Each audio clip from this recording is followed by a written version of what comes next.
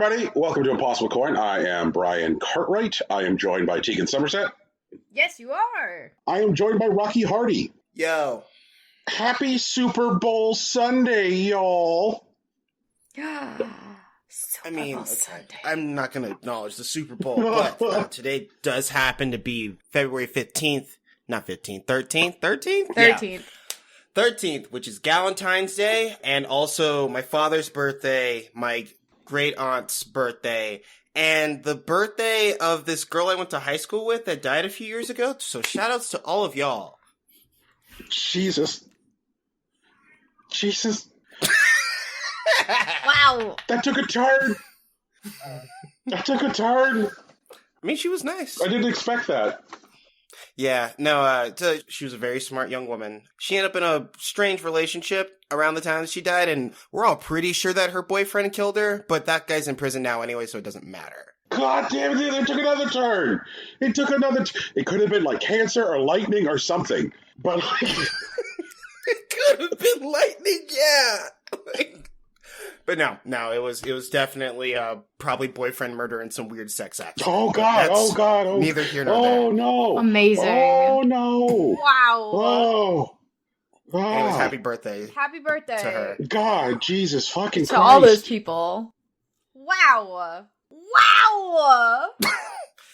Also, my dad's name is also Rocky, but he's a February dude. I'm more of an April guy, so what are you gonna do? Anyways, what's going on with y'all? I don't know. I am. Hang on. Before we do anything else, I'll give Brian a moment to recover from that wild story. And I'm gonna say I'm legally contractually obligated to give a who day on the show. A who day? Or else my downstairs neighbor from when I was in college, Diamond, will absolutely have my ass. So who day? Okay. I did it. You're welcome. What just happened? I had to acknowledge that I did a sport.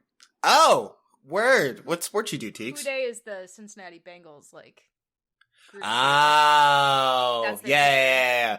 Oh, you mean like WHODEY? Yeah. Okay. That's it. Yeah, no, I'm caught up. I got it. Okay, thank you. The Rams is apparently Whose House Our House. Yeah, Whose House Our House. Yeah, but the Cincinnati Bengals is Who Day. So I did it. How you feeling, Brian? Did that help? A little bit. Diamond was a great man. He fed me a lot. I appreciate him very much. He made the best chicken. The best chicken.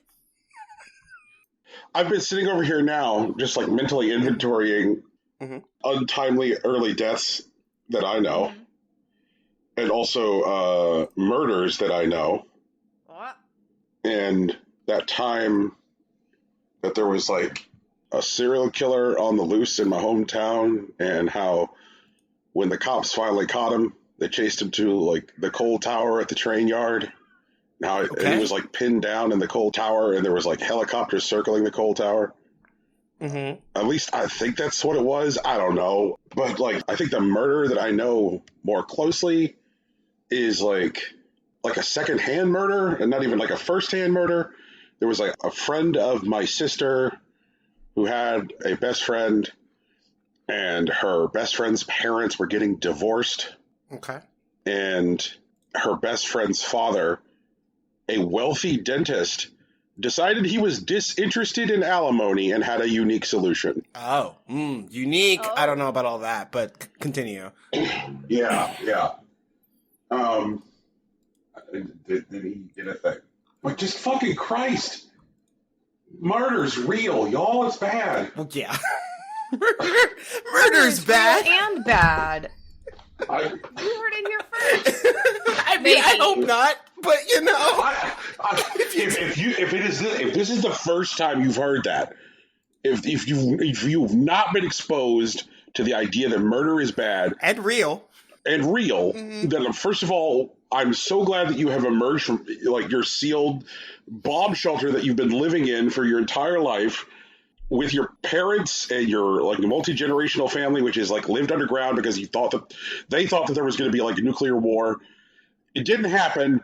Maybe you should have. Things are bad out here. Okay, hold on. Go back in the shelter. Speaking of weird hibernations, once again, hi, my name is Rocky Hardy. This is a podcast about video games, and I am coming in to talk about my semi-fulfilled video game promise, which is that I said that I would continue playing Tales of Arise. Yesterday, I streamed more Tales of Arise based on the advice of a trusted confidant who told me after reaching the second opening sequence of the video game that I was near the end of the game. So I was like, you know what? Fine. I'll open up my Saturday. We're just going to sit down and we're going to do it until it's done. We did not finish. I streamed for 14 and a half hours, I'm told, this past Saturday. And I did not reach the end of this JRPG. To be fair, in that time, I have learned a lot about the world, uncovered the final boss, and got to its second form, but I did not finish. Maybe I'll finish it in another 2 hours or so. But the protag is not only a 300-year-old man that was left in a stasis at the beginning of the game after destroying a weird space station civilization that was trying to enslave a planet. I also learned that there's a spirit inside both planets and one is trying to eat the other one. And it turns out the people that thought they were superior and enslaving a lesser planet were actually just people stolen from the first planet that were tricked into thinking that they were better so that they could enslave the other one. This game is wild. There's a lot of slavery in it, but I'm almost done. Tales of Arise, everyone.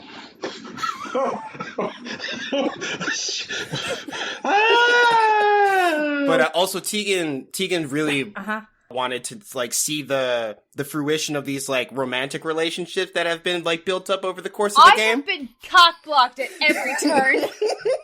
I'm so mad. There are 3 couples that make up your party, and they seem like they're leaning one way and then they don't. It always looks like they're going to confess their feelings and then they don't. And Tegan was immensely frustrated by that experience.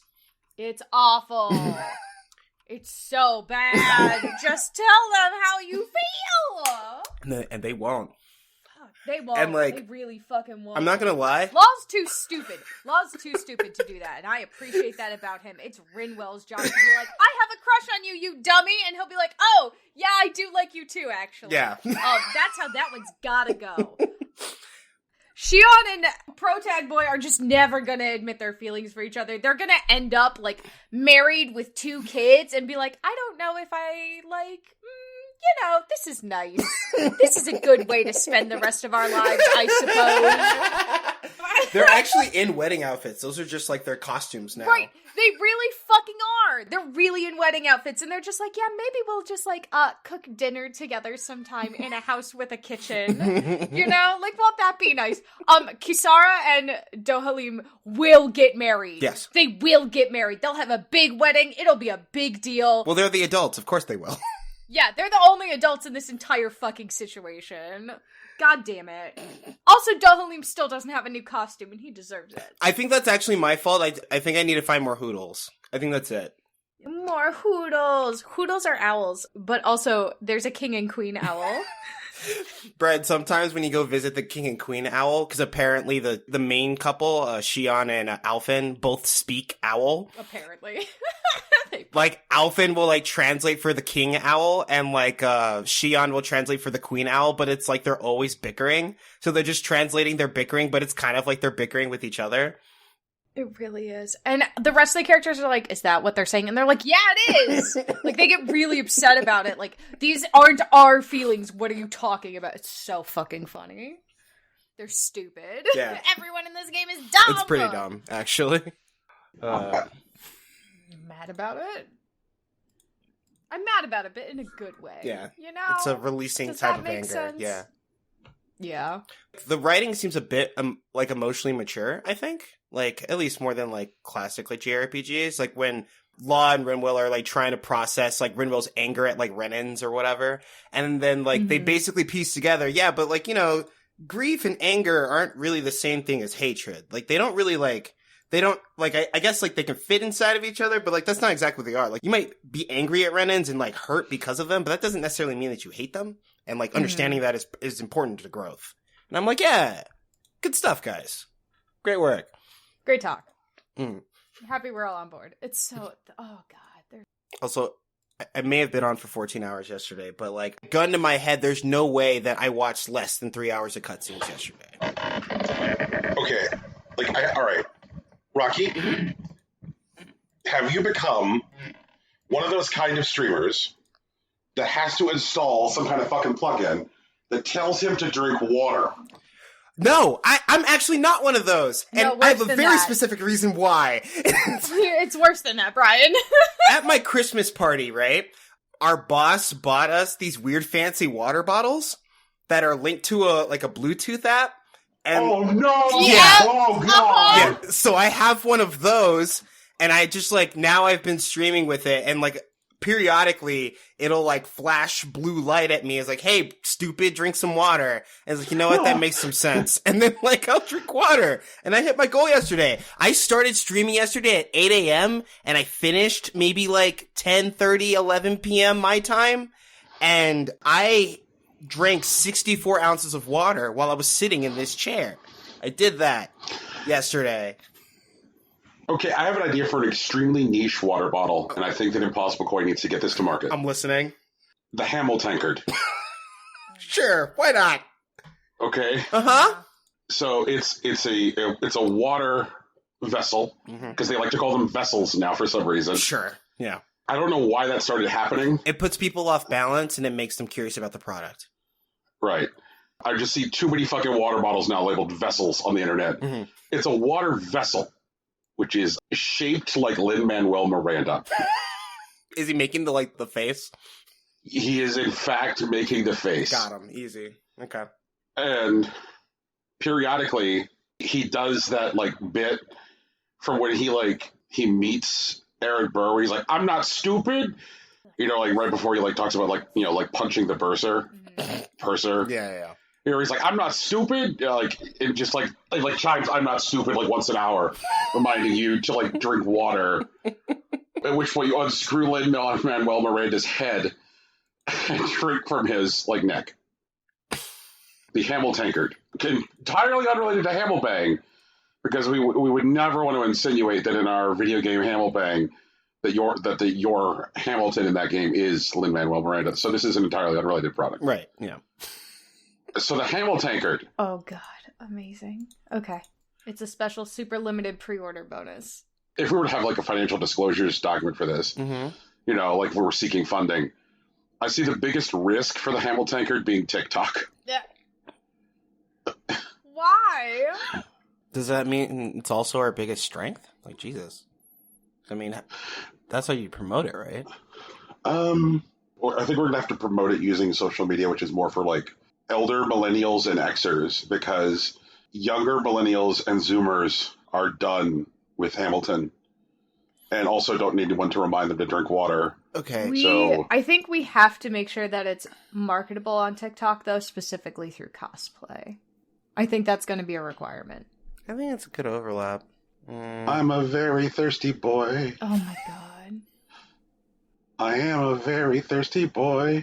We'll have Charlie Puth write a song about it. It'll be fine. It'll be great. It'll do numbers. Time to drink. I'm very excited for the Hamel Tankard. I mean, for sure. I mean, I think it'll be a fun product, and maybe it'll make some money. Would you buy a Hamel Tankard? No, I already have a water bottle. It already yells at me. Why would I buy another one to yell at me with a specific voice? Tika, would you buy a Hamel Tankard? As someone who is on this project, I wouldn't want to buy one. I'd want to be gifted one. Tegan's just gonna that's part keep of my compensation package, my dumb holiday gift or whatever. My job also gave me a water bottle at Christmas. Okay. I'm sorry, a water vessel. A water vessel, huh? Yeah, nowhere near as fucking ridiculously deluxe as Rocky's, but it was in a gift bag with lots of other shit in it. So yeah. When I got handed a gift bag, it was here's a water vessel and some fucking cozy socks and I don't know, here's $100 gift card in here and some other stuff. Oh, there's some chocolate. It was a Christmas gift bag. I mean, for sure. Yeah. I'm sorry, it was a holiday gift bag. It's a holiday gift bag. I did not get a holiday gift bag, but my boss's boss did send me a whole bunch of cookies, so... Did they send you a water vessel? No, only cookies. They can fuck off. They can fuck off. The team got the cookies. She doesn't want Only cookies! No water vessel! They know me. They're like, this bitch doesn't drink water, it's fine. Oh, Jesus Christ. Oh, God. Impossible Coin, 67% hydrated. All right. Hey, I drink milk with my cookies. I just don't drink water. I drink milk. Tegan, I don't think milk is a FDA approved way to hydrate yourself. Aww. FDA approved hydration. Are we doing this? Is this what our show has become? Yes. Well, I mean, we could talk about video games. I'm just saying, just throwing that out there. Okay, well, Rocky, what games did you play that didn't include slavery?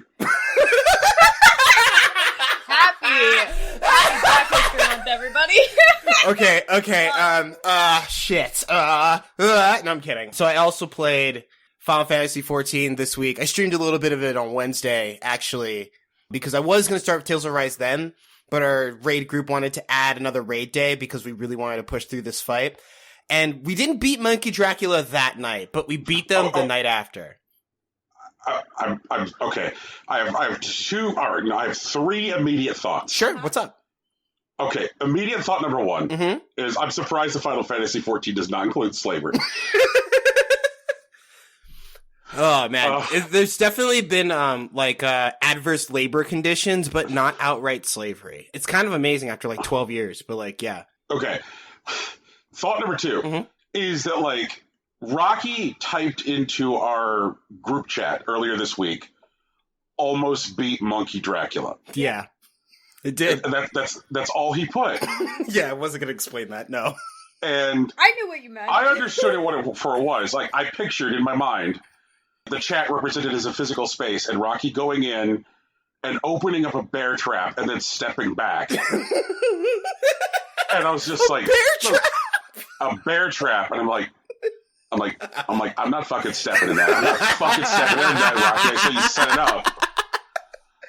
Oh, no. No, okay. No, I can do this. Hold on. So, in the latest raid tier of Final Fantasy XIV, it's called Pandemonium, right?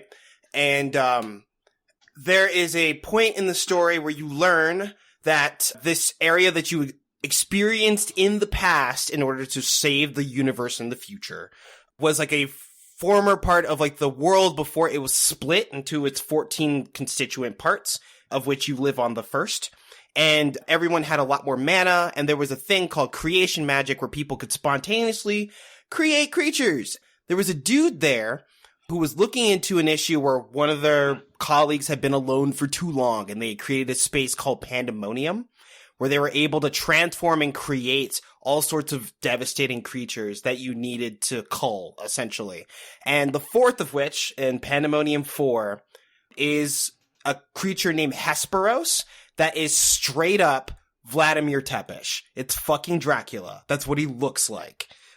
And when you do the Savage version of the fight, which is when you've completed the fight, you talk to this bard that we've been talking to for 14 years, and he retells the story of your fight with embellishments, and it becomes more difficult, hence Savage. And the fourth fight, or fourth, eighth, and 12th fights, usually have a second phase, which, it's usually referred to as a door boss. And so you fight Hesperos the first time, which is more difficult than it was when you played it on normal. And then afterwards, when you get into 49.9% of his health, he transforms into Monkey Dracula. And that's what I was fighting on Tuesday, Wednesday, and Thursday. Jesus. Jesus. And then the third thought that immediately came to mind is there's this thing that Rocky has also been doing in chat where, I'm pretty sure that what he's going to do is end up, summoning a god of the old ways. Is, he'll put some, weird arcane sigil into chat. Oh yeah, the raid diagrams, yeah. Right, and he'll be like, look at this one, and I'm like, Rocky, I can't. Now the trees are whispering to me, No, okay, so to be fair, none of those are things that our group uses, but like I see them and like this is bullshit, but then I look at it for a second like, oh, it's this mechanic. Like for example, the ones with like the 4 squares that I've been sending you guys are from a mechanic in Hesperos called Pinax, where they will split the stage into 4 quadrants that will like explode with like a particular effect that affects the whole map, and depending the one that's going to explode, that's how you know what's coming next. But in Savage, they layer 2 of them on top of each other. Like, for example, there's let's say they light the blue one and then the red one. The blue one is like a proximity-based damage thing, where you take less damage the further you are from the center. And then the fire one is like a stack mechanic that makes it so that people have to stack on the healers in 2 groups. But you need to not stand on the one that's exploding, but also spread in a way where you can still hit the boss. So like all the little like icons that are spread across the 4 quadrants are where people can stand and safely damage the boss while still resolving the mechanic. But like people don't always have like the best images, so they just kind of throw shit together. But that's what they're doing. That's what they're explaining with this image. But like then people like try to share them to explain the mechanic to other people on the internet. It's like, hey man, I get what you're doing, but this looks like garbage. And like someone made a Twitter about that, basically. Like I'm a big fan of like gimmick Twitter accounts. Mm-hmm. I maintain like one specific gimmick Twitter account. I used to have another. 3. What gimmick Twitter accounts do you think I have? Justin Timberlake GIF. I have not used that one in forever. I was going to say, like, that's an X gimmick account. I haven't tweeted from that in forever. And then there's the Diet Coke and popular cinema and Duck and Sequoia, I guess. I think we don't speak his name anymore. I don't know. Fair enough. But the Diet Coke in film and television was the one I was thinking about, where, like, I go and I research uses of, like, Diet Coke being used on screen to represent, like, sadness and plight. And then, like, put up a picture of, like, sad characters in film drinking Diet Cokes. That's fun. That's a fun Twitter. Rocky, this is me arguing for you creating the, like, arcane, terrible raid diagram Twitter. Like, I need this Twitter account to exist, mainly because I need other people to suffer like me. Oh, but Brian, it already does exist. It's called FF14 raid diagrams that look like shitposts. I'll send it to you. Actually, that's where I stole most of those images from. Okay, then I have an idea for a different shitposting Twitter account. I'm listening. Fake Final Fantasy 14 raid diagrams. Oh no! My God. Yes! No! Yes! That's so monstrous! Oh my God! Oh, this one from P3 is actually amazing. I'm just gonna put this in our Skype chat, and then I'll post a link to the Twitter. Oh. Because I think if you create one called Fake Final Fantasy 14 raid diagrams, what's gonna happen is people are gonna come in there and they're going to conspiracy theory yarn scream about how, like, no, this is a real one, and let me explain why it's real. And they're going to, like, stare at the images so long that they convince themselves that they're real raid diagrams. I don't know what this raid diagram is for, but I really want the Olive Garden one to be where your healer is supposed to stand. Actually... your family. No, I think it actually is, if I remember correctly. Hell yeah! Yeah, that's the healer, the Olive Garden and the giraffe are both healers. Oh, fuck yeah, I'm learning! Yeah. You see this? I'm learning. Yeah, this second one that I sent you, like, deadass looks like this is like, is it a crocheting that I'm looking at? But this is absolutely a raid diagram. Like, this is limit cut. This looks like old medieval tapestry. Yeah, but this is... one. But this is fucking limit cut. Like, I'm looking at it. Like, this is exactly what it is. Oh my God. Alright, I'm sorry. What exactly is accomplished by World of Warcraft? Like, that's where your tank goes. Yeah, it's the warrior. Warriors are a tank, actually. Who is Burger King? Burger King, wait. I think that's melee DPS? Maybe it's a Dragoon? These are all unintelligible. That's the whole fucking point. I feel like it's on, like, whoever wants to go there can go there, because you can have it your way.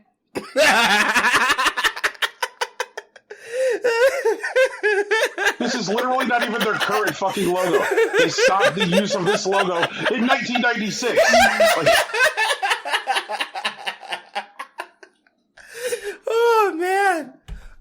Oh god, this is just, it's This so... image is cursed. There's a fucking bunny rabbit in it. No, yeah, it does have the bunny rabbit. I think, it also, okay, it's possible that this is made for a specific group and not, like, something to explain to, like, pickup groups. And so, this could just be in-jokes about, like, their particular team. Because I know, for example, bunny, like, there's a race of creatures called the Viera in the game where you can just be a bunny person. And this could just be like, this is where the bunny person goes. We're not going to put a marker for them because they never remember. They just remember that they're the bunny because they can't shut up about it. And so, like, this is where you're supposed to stand. I can't believe I'm going to fucking follow this terrible Final Fantasy XIV diagrams that look like Look at this one with the Disney Lucifer loungefly bag. Just devil. No, I actually... take you if you snuggle too close face to face, leave some space, and then on the side it just says one Bible apart. Right, yeah. What does that mean? Okay, so there's a mechanic where, like, the stage basically opens up, and, like, you're able to walk around again because most of it's flooded by water. Mm-hmm. And the arrows are, like, everyone gets, like, a random arrow, and you need to crash into a person with the opposite facing arrow so you don't take lethal damage or go into the edge of the stage and hit the wall and, you know, die. So, right. You're supposed to meet in the middle, but if you stand in the pink area, your crash will deal lethal damage anyways, so you need to step further back than that. And, like, the devil's just, like, where the boss is at the time. Yeah. Fucking. Oh my god. Every single one of these is great. Yeah, it's fucking bananas. I love it. Jesus I like this one that's definitely a gobstopper, like, diagram. It says, die probably. Stand here. Fall up instantly and die forever. Goodbye. Brian, are you looking at this pizza one? Like, with the like, someone just has, like, some... mozzarella blocks? Okay, so yeah. Yeah. I'm currently looking at Mickey's Dick Smasher. Oh, yeah. Two roller coasters that collide into each other. Yeah. Oh my god. It's also explaining the same mechanic as, like, this cat backpack with the Bible apart thing. It's the same mechanic. They're just explaining it differently. Guy or girl stands here and gets their dick smashed between the two roller coasters. Right. Which is, like, where the boss is, essentially. But, yeah, this Flood Ray one, this is also a different form of limit cut, but basically the boss is gonna do, like, these huge AoEs. Like, if you point them at the center of the stage, it'll hit the entire stage. But, like, if you point them at the corners, it hits half. So, like, you arrange the numbers so that you basically take them at the corners, and if you're not taking it immediately, you need to find the person that's 4 lower than you, and then stand next to them so you can take their spot after they take the laser. But why they put it on some pizza dough with, like, some tomato sauce, I don't know. Maybe someone got really mad while they were working Domino's or whatever. That's not Domino's, it's Pizza Hut, actually. That's not even Pizza Hut, that's homemade. No. This is like the big box pizzas. Oh, is it? Oh, you're right, it is the big box pizzas. Yeah. They need to work on their sauce spread. I mean, yeah, like, if I spread sauce like that, my boss would beat my ass. If you spread sauce like that, I'd beat your ass. Well, let's go. Oh my god. Yeah, but sorry, I've been, like, bludgeoning you with these, like, raid shitpost spray. No, it just, okay. The thing about the raid diagrams that gets me is, honestly, like, I've gotten to the point where I see these things, and I just picture somebody, like, putting, like smearing charcoal symbols onto their face, like fucking runes, and then, like, lighting a room with, like, fucking candles, and then they start to, like, draw one of these, and you just, like, hear, like, in the background, like, he so sees, you know, just, like, right. like so something is rising with the drawing of each one of these fucking things, like, they're... Yeah. Like... I mean, they're fucking wild. To be fair, the medieval one is probably the apex of this whole phenomenon. The medieval one, it looks like someone fucking stitched that, and I'm just like, how? But, like, oh man, the one with the League of Legends thing. I just want to point out, the League of Legends is supposed to represent the poison square. That makes sense, because League of Legends is fucking toxic. I Correct. got it. Yeah, that makes sense to me. And so, like, the parties, like, spread apart where they are, because, like, the poison one puts, like, a single, like personal pan pizza AoE around a person. She's a fucking god. I get it. Yeah, no. That's what it does. And so, like, everyone needs to be far away from each other so their AoEs don't overlap, but close enough to the boss so they can keep dealing damage, which is why, like, these 4 are, like, standing around this boss, which is supposed to be Hesperos. And those are all melee classes, and then, like, the ranged people are just along the wall, just to keep things simple. Mm. Oh, God. Oh, That makes my sense, God. though. I do like the one right below it, which just has the Uno cards. And remember, kids, 3 + 4 does not equal 6. Tegan, you have no idea how bad people in Final Fantasy XIV are at arithmetic. There was a whole... Like, is this related to that other one where it's like, can you count to 8? like, yes. There was a whole thing where I swear to God, I'm going to make a fucking fake... I'm going to make a 14... I'm making a fake one. And I'm going to put shit in it like... Norm Macdonald when he's thinking Arby's. The guy from the Do This or Draw 25 Uno meme. Like the logo for Tab Soda. Like Tab Soda is going to be in there. Right. Nurse Joy. Like I'm just going to throw all this shit in there. And I swear to God, I'm going to put it in like a fucking square. People are like, yeah, I can see that. Yeah, I'm Draw 25. That's me. Like, Draw 25 would just be like, oh yeah, that's where the astrologian goes. Oh man, yeah. Okay, so Brian, the best way to do this, you got to do it like the day a raid tier drops, like the day, because like, you know, like all the other people will be outside looking in, and they're like, oh, I'm trying to catch up on this, but like this doesn't make sense. Are we supposed to stand here? And like, they're just gonna, it's... The Panini Press. Yes. I'm sorry. You see, all right, like I've already got like with every one of these things, like an idea pops to mind. Like, why have a picture of a Panini Press when what you could have is in your fucking fake one?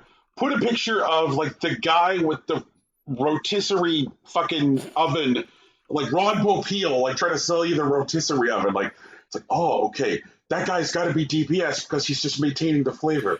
You know, like, oh my God. Yes! Okay, so the Panini Press thing is supposed to show how, like, because you're fighting a boss, and at one point what they'll do is that they'll put a constellation in the sky that will show that they're going to drop AoEs on the stage reflected in a 3x3 pattern. Mm-hmm. And so, like, some people, what they do, they look at the constellation and try to map the constellation the way that it's, like, positioned, and then they'll get hit by an AoE and die. And they don't understand that it's supposed to be reflected onto the stage like a Panini Press.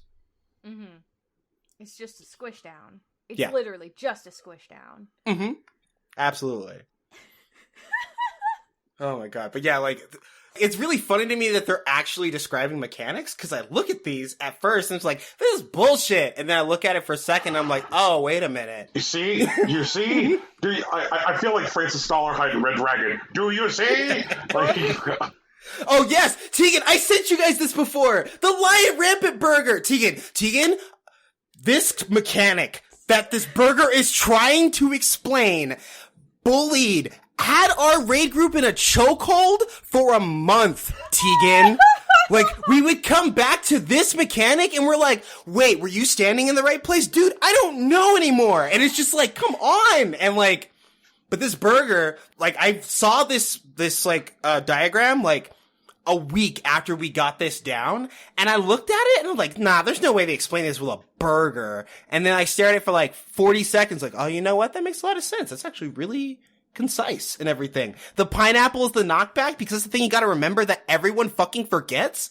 Because, Tegan, when a lion's gonna shoot a fire cone at you and you get knocked off the stage, so just pick someone random to hit with the fire cone, and then 3 people die and there's nothing we can do about it, it's the worst. So you gotta remember, there's pineapple on this shit. Or whatever. God fucking damn it, Lights Rampant.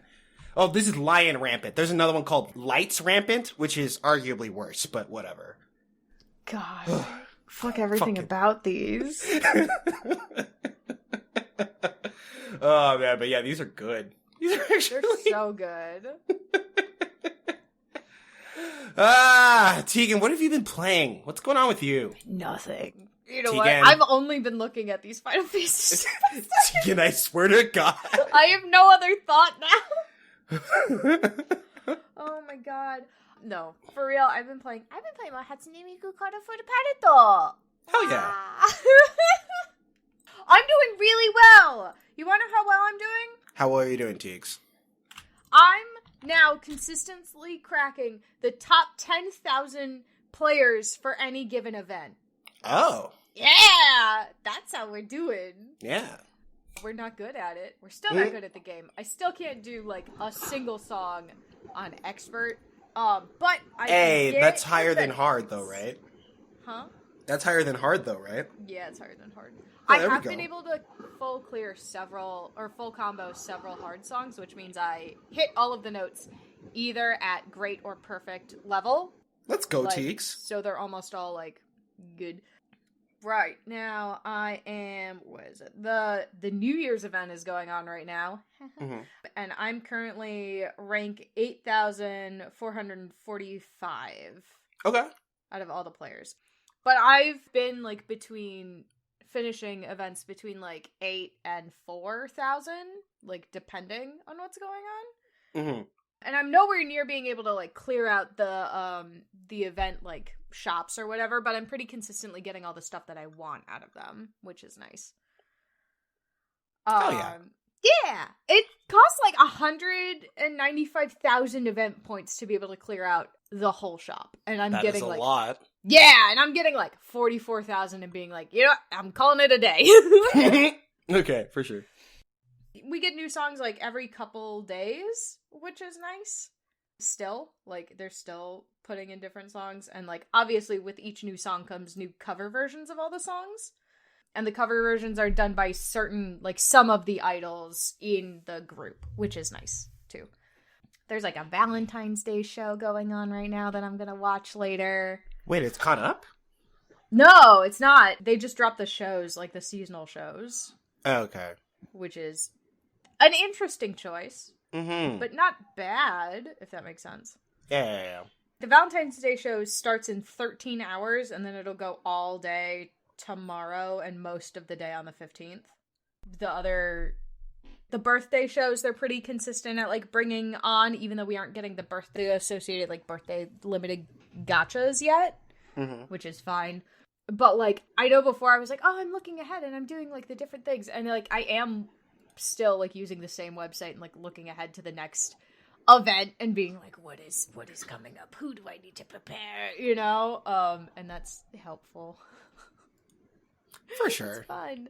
My favorite character has continued to evade me in the gachas, and it's not fair. It's not nice. He needs to not. But they announced, like, the rest of the events for February, for sure, and then, like, the last event in February is, like, carrying over into March, but we don't know what the first like, we don't technically know what the first event for March is going to be, because some of these events are, like, slightly out of order. They'll, like, flip one or two around, so we'll see. We'll see what's coming up. It's fun, though. I'm enjoying it a lot. So each event comes with a story that you, like, watch. You unlock the 8 chapters of the story as the game is going on. Like, as the event is going on, the more you play, the more event story pieces you unlock until you unlock the whole thing. You know. And then, by using the different characters from the different bands, you unlock their band story. Or, like, group, whatever. Not every character's in a band. You know what I mean. They're, like, a group story. And I've unlocked all of the stories for Wonderland Showtime, and which is the band I was assigned via the, like, personality test at the very beginning, and all of the virtual singer ones stories. And as you watch the like band story, you unlock different sections of the virtual singer story for you to watch, so that they, like, go hand in hand, if that makes sense. And I'm on, like, chapter 15 of the Wonderland Showtime story, and, like, Tsukasa's a dick! So mad at him! That's not my boy. That's my boy. That's not my boy. You know? What'd he do, Teeks? He's a self-centered asshole is what he did! He made everybody cry! I don't like him. I like him. I don't like him. He gets better. I know he gets better, but, like... Okay. He's at the point in the story where he's not better, and I'm mad at him. In all of the subsequent, like, event stuff, where, like, that all of the events in the game take place after the events of whatever their, like, band story are. So, like, in all of those events, he's just a good, goofy, dumb boy. But in this one, he's like, no, I want to be a star, and, like, you guys are going to keep me from being a star. And they're like, you're a dick. We don't want to work with you anymore. And it's like, yeah, he is a dick. I wouldn't want to work with him either. But once he remembers why he wants to be a star in the first place, he's able to make it up to his friends, and then they form a band together, and it's a good time. So I just gotta get to the part where they're having a good time again. Okay. God, he's a jerk, though. What an asshole. He made everybody cry. He made the shy girl cry. She's been singing through a robot, and the robot's battery died, and he got mad at her for it. It's not her fault the battery died. Whatever. It's fine. It's not fine. And then while I was, like, doing all of that stuff, I realized, like, all of the boys that I like in anime are yellow colored. Yeah, what's up with that? I don't know. They're all yellow. Every single one. If you're an animated boy and your background color is your background association color is yellow, I like you. Like, let's be friends. It's all of them. It's every single one. I was like looking back, I'm like, Zenitsu? Yes. I saw him and I was like, that's my favorite boy. Zenitsu's fucking annoying. That's my favorite boy. I actually like Zenitsu the more I learned about him, but like, I think like his initial characterization was pretty whack. But his initial characterization is trash. You find out what he can do, and then he's still like 99% of the time a trash character. Wait, hold on. Let me stop for a second. Brian, I want to introduce you to this boy Zenitsu. All right, he's a character in Demon Slayer. All right, he's in Demon Slayer. Very good show. All of the like special demon arts are modeled off of traditional Japanese woodblock prints. True enough. I think you would like it. Anyway. So, in Demon Slayer, there are young boys that fight with samurai skills to kill demons. They have to. They are the only ones that can do it. Just how it shook out. And when the protagonist goes to his, like, certification exam, where he has to basically survive in a demon-infested, like, forest for a night, there are two other boys with him. One of whom is named Zenitsu. He wears a very bright orange and yellow kimono. And he is famously cowardly. He, like, whines the entire time. But he survives the night and he gets certified anyways, despite running away from Tanjiro when they first start to get attacked. And, like, you don't see what happens to him afterward. But later on, what you find out is that Zenitsu is actually an anxiety-induced narcoleptic. And so when he panics, he falls unconscious. And he's been unconsciously trained to kill demons with incredible precision and power while he's unconscious. So there's a situation later on in the series where, like, he gets spooked and he passes out, and then he takes his stance and, like, does, like, perfectly executed breathing and just absolutely demolishes, like, a bunch of demons in front of him. That is his gimmick, and it escalates throughout the series, and it's actually really cool, because it's a really neat way to train someone that struggles with, like, fear and anxiety, but, like, otherwise, when he's awake, he's more of, like, a cowardly... An absolute crybaby chicken bitch boy. Yes. Jesus. He's so bad. Also, like, a creeper lecture kid. It's really gross. So, like, you know, don't talk to him when he's awake, but if he passes out in a fight, you're probably good. You're gonna be fine. If he passes out in a fight, it's gonna be a one-hit KO. Right. Like, he moves faster than literally anybody else. Yes, it's not close. It's not it's like watching Kid Flash. It's just boom, done. That's it. One hit, you're dead. But it's always cool looking. It's so sick. So cool. They do this thing where, like, he actually dashes so fast that it like makes a huge boom as if he's the thunder. It's really sick. As if he's the lightning. Yeah, he's the lightning. The thunder. He's the lightning. He causes the thunder. Yeah. Right. Yeah. But yeah, Zenitsu. He's a cool character. You should. Garbage. No, yeah, don't pay attention to him when he's awake or whatever. But he gets some cool fight scenes. I think that's it. There are other cool characters that are just fine when they're awake.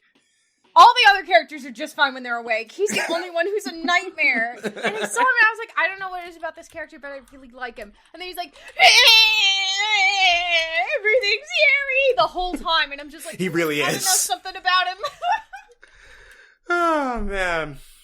Something about that boy, I don't know. And then he got cool, and I was like, oh, I knew it. I didn't know it. I had no fucking idea.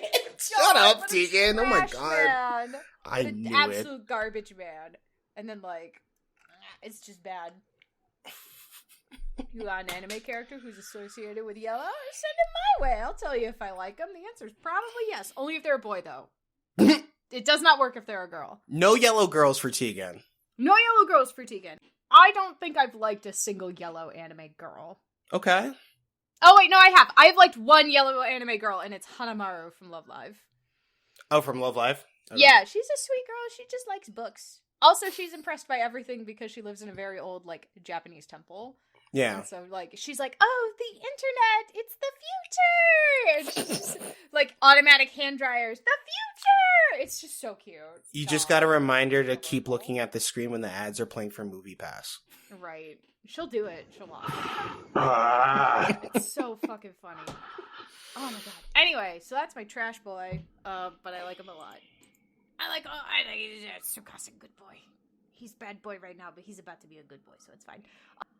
The next event in the docket, in the line, stars the band that his sister is in. Okay. But, like, the main character is, like, one of her friends in it, so, like, she's in it, but she's not, like, the featured character, if that makes sense. So, like, I'll still get extra event points if I use a card that has her on it, but, like, she's not the one that the story is centered around. She's just, like, part of the story, if that makes sense. And I'm over here like, okay, well, I got some time then, because I'm looking ahead at all the cards that are coming out. I'm doing the math to, like, how far do I have to save up until there's a card for Tsukasa that I know I'm going to have to, like, dump a bunch of money at. And I don't mean real money, I do mean in-game currency, because I'm not spending real money in this game. And there is a considerable amount of time. There's, like, 5 months or something, so I'm not super worried about it. I'll have enough stuff saved up by then, because I save just like I do in Genshin Impact, which is the other thing I've been playing. Wait, you've been playing... Genshin's not on this list. Well, what's going on with Genshin? Genshin's not on this list. So I finished up the Lantern Rite event. It was okay. The Lantern Rite events this year, the main story was good. The, like, other stories they had going on were just okay. It was really neat that this is the first time that they've done an event where after you've completed the main story for the event, they put all of the characters that participated in the main story, like, in different locations in the main city. So, like, you could wander around afterwards and, like, see Zhongli and see Zhongling and see them, like, hanging out, enjoying, like, the festivities. Okay. It was neat. It's the first instance of them, like, actually breaking the immersion of, like, oh, all these characters aren't, just hanging out in these cities and also traveling in your party, you know? Mm-hmm. But that was fun. It was nice. It was fine. When they did, like, the cinematic outfit reveal for Kuching and Ningguang got special skins for this one. They got, that you had to pay money. You had to pay money for Kuching's, and you got Ningguang's for free, because Ningguang's the 4-star character and Kuching's the 5-star character. And when they did the outfit reveal for both of the characters, it was one of those, like, start at the shoes and, like, the camera pans up sort of situations. And, like, Ningguang's was cute, and, like, Beidou comes up behind her and is like, meh, you know? Because they're totally not dating, but they're lesbians. Like, Mihoyo is definitely writing them as though they are lesbians. And they did Kuching's, and I did cry. In real life. Actual tears. Sick. She was so pretty! And it's really funny, because, like, literally 2 weeks before, my friends had been freaking out over, like, their favorite characters getting, like, special art, and I was like, I don't know. I've not been one of those kinds of people to, like, cry over anime characters, and then Kuching showed up, and I sobbed, and I was like, maybe I am now. She was just so good. Oh, it's fine. Anyway, and now there's, like, a sightseeing event going on, where you're taking a little, you're taking a raccoon, a tanuki spirit from Inazuma, like, around to different areas of Teyvat that have been opened so far. And it's okay. It's an interesting, like, reminder of where we've been so far in the storyline. And, like, the main plot. Because, like, the first thing they did was they were like, oh, take him to Dragonspine. And I was like, oh, okay. And, like, they tell you about, like, oh, remember when we were here and we did this thing? And I'm like, oh, fuck, yeah, we did do that, didn't we? That was literally months ago. Like, half a year ago at this point. So, yeah. That's been kind of fun. The raccoons are weird. And I don't know if it's, like, a mishmash of, like, translation errors and also, like, the Chinese publishers don't fully understand the Japanese tanuki thing. Or if it's, like, they're just supposed to be weird. Mm-hmm. but they feel less like, I don't want to say tricksters, but they feel less like, they feel more like playful children and less like, thoughtful spirits, if that makes sense. Okay. You know?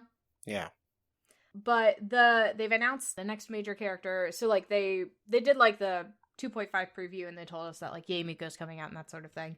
The same fucking day, they were like, oh yeah, also, Ayaka's older brother, Ayato, he's coming 2.6. And the internet collectively lost their mind because this man is a beautiful man. He's a very pretty man. And I saw people crank out cosplays in like 6 hours for this man. It was wild to see. And were they like, like character accurate, or were they like closet cosplays and stuff? They were pretty accurate, all things considered. Considering we only had like fan art of like guesstimates of what he would be before. Oh. And like the old, like, this is what he's supposed to be like sort of thing. Like for people to have basically like an idea of like, oh yeah, this is what he's gonna look like now, and then just crank it out was wow. I was watching someone, they were like, his costume's been released. I happen to have a wig that's the right color and almost the right length. I'm gonna fucking dip dye it right now. Oh shit. By 7 o'clock at night, he had a full cosplay done. And I was like, what the hell?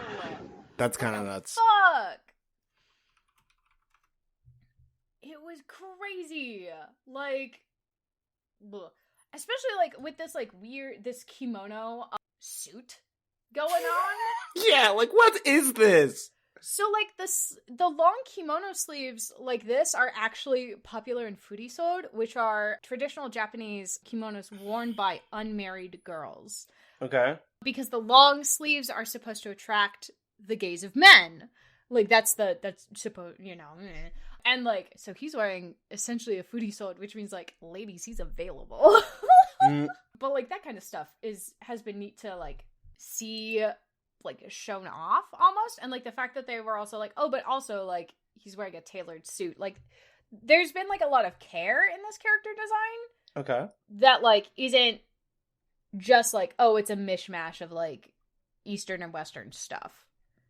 Like the things that are chosen are definitely like interesting, like good choices, if that makes sense. I know what you're saying. I'll show you this is the specific cosplay I saw. It was like, they announced it, and then same day it was out, and I was just like, Jesus Christ. That's 7 pretty hours close. later. 7 hours later! And he was just like, yep, done. There it is. Crazy. God, I'm so excited. They announced he's gonna be a sword user. He's a Hydro sword user, which makes him our second Hydro sword, specifically, after, Xingqiu, who's our little lordling. He's in love with Chongyun. Yeah, he's in love with Chongyun. Chongyun hangs out. Chongyun's his friend. Chongyun can't read the room to save his soul. It's great. But the big hope that I've seen coming out of this is that he pairs well with his sister, Ayaka, who is she's also a sword user technically, but she's a cryo sword user, so they're hoping that, like, you'll be able to have both of them in your party and they'll mesh well. The same way that Xingqiu and Chongyun do. For sure. That their, like, skills, like, build off of each other and that sort of thing. But we'll see. Supposedly also in 2.6 or 2.7, the chasm is going to be coming, which is, an area that has existed on the map in Liyue, but we haven't been able to explore because it's been beyond, like, that red line that you can't actually go past, but you can, like, see where they've built other stuff. It's, like, in that part. And then, likely, we're going to be getting Sumeru soon, which is the next major area. The next major country, continent thing. Right, and is that going to be Dendro? Yeah, Sumeru is supposed to be where the Dendro Archon is from, but also supposedly the Dendro Archon is dead. But, like, Zhang Li's dead, so, like, I don't know how dead they actually are, But there very specifically aren't really any Dendro visions out and about that we know of one character so far in the entire world who has a Dendro vision, and it's Baizhu. And we don't know where he got it. So he could very well be, like, the god of Sumeru could very well be dead. And the storyline in Sumeru could be us, like, ascending a new god instead, which would be interesting, I think. Okay. Considering most of the other storylines have been the gods, like, stepping down, more or less. Which will be interesting. I don't know. Yeah. It'd be fun. But yeah, and then I've been playing Legends Arceus, which is also very good. I've heard a lot of really good things. I'm enjoying it quite a bit still. I have beaten my 3rd Lord, and I am set up to fight my 4th. But I haven't done it yet, because I am afraid of dying. Okay. I died once to the 3rd Lord, and it was bad. I felt bad about it. Because, like, I just didn't fight well. And that was, like, I'm like, I've been playing Pokemon for, like, 20 years. I should know better. You know? So, like, I know, what's it called?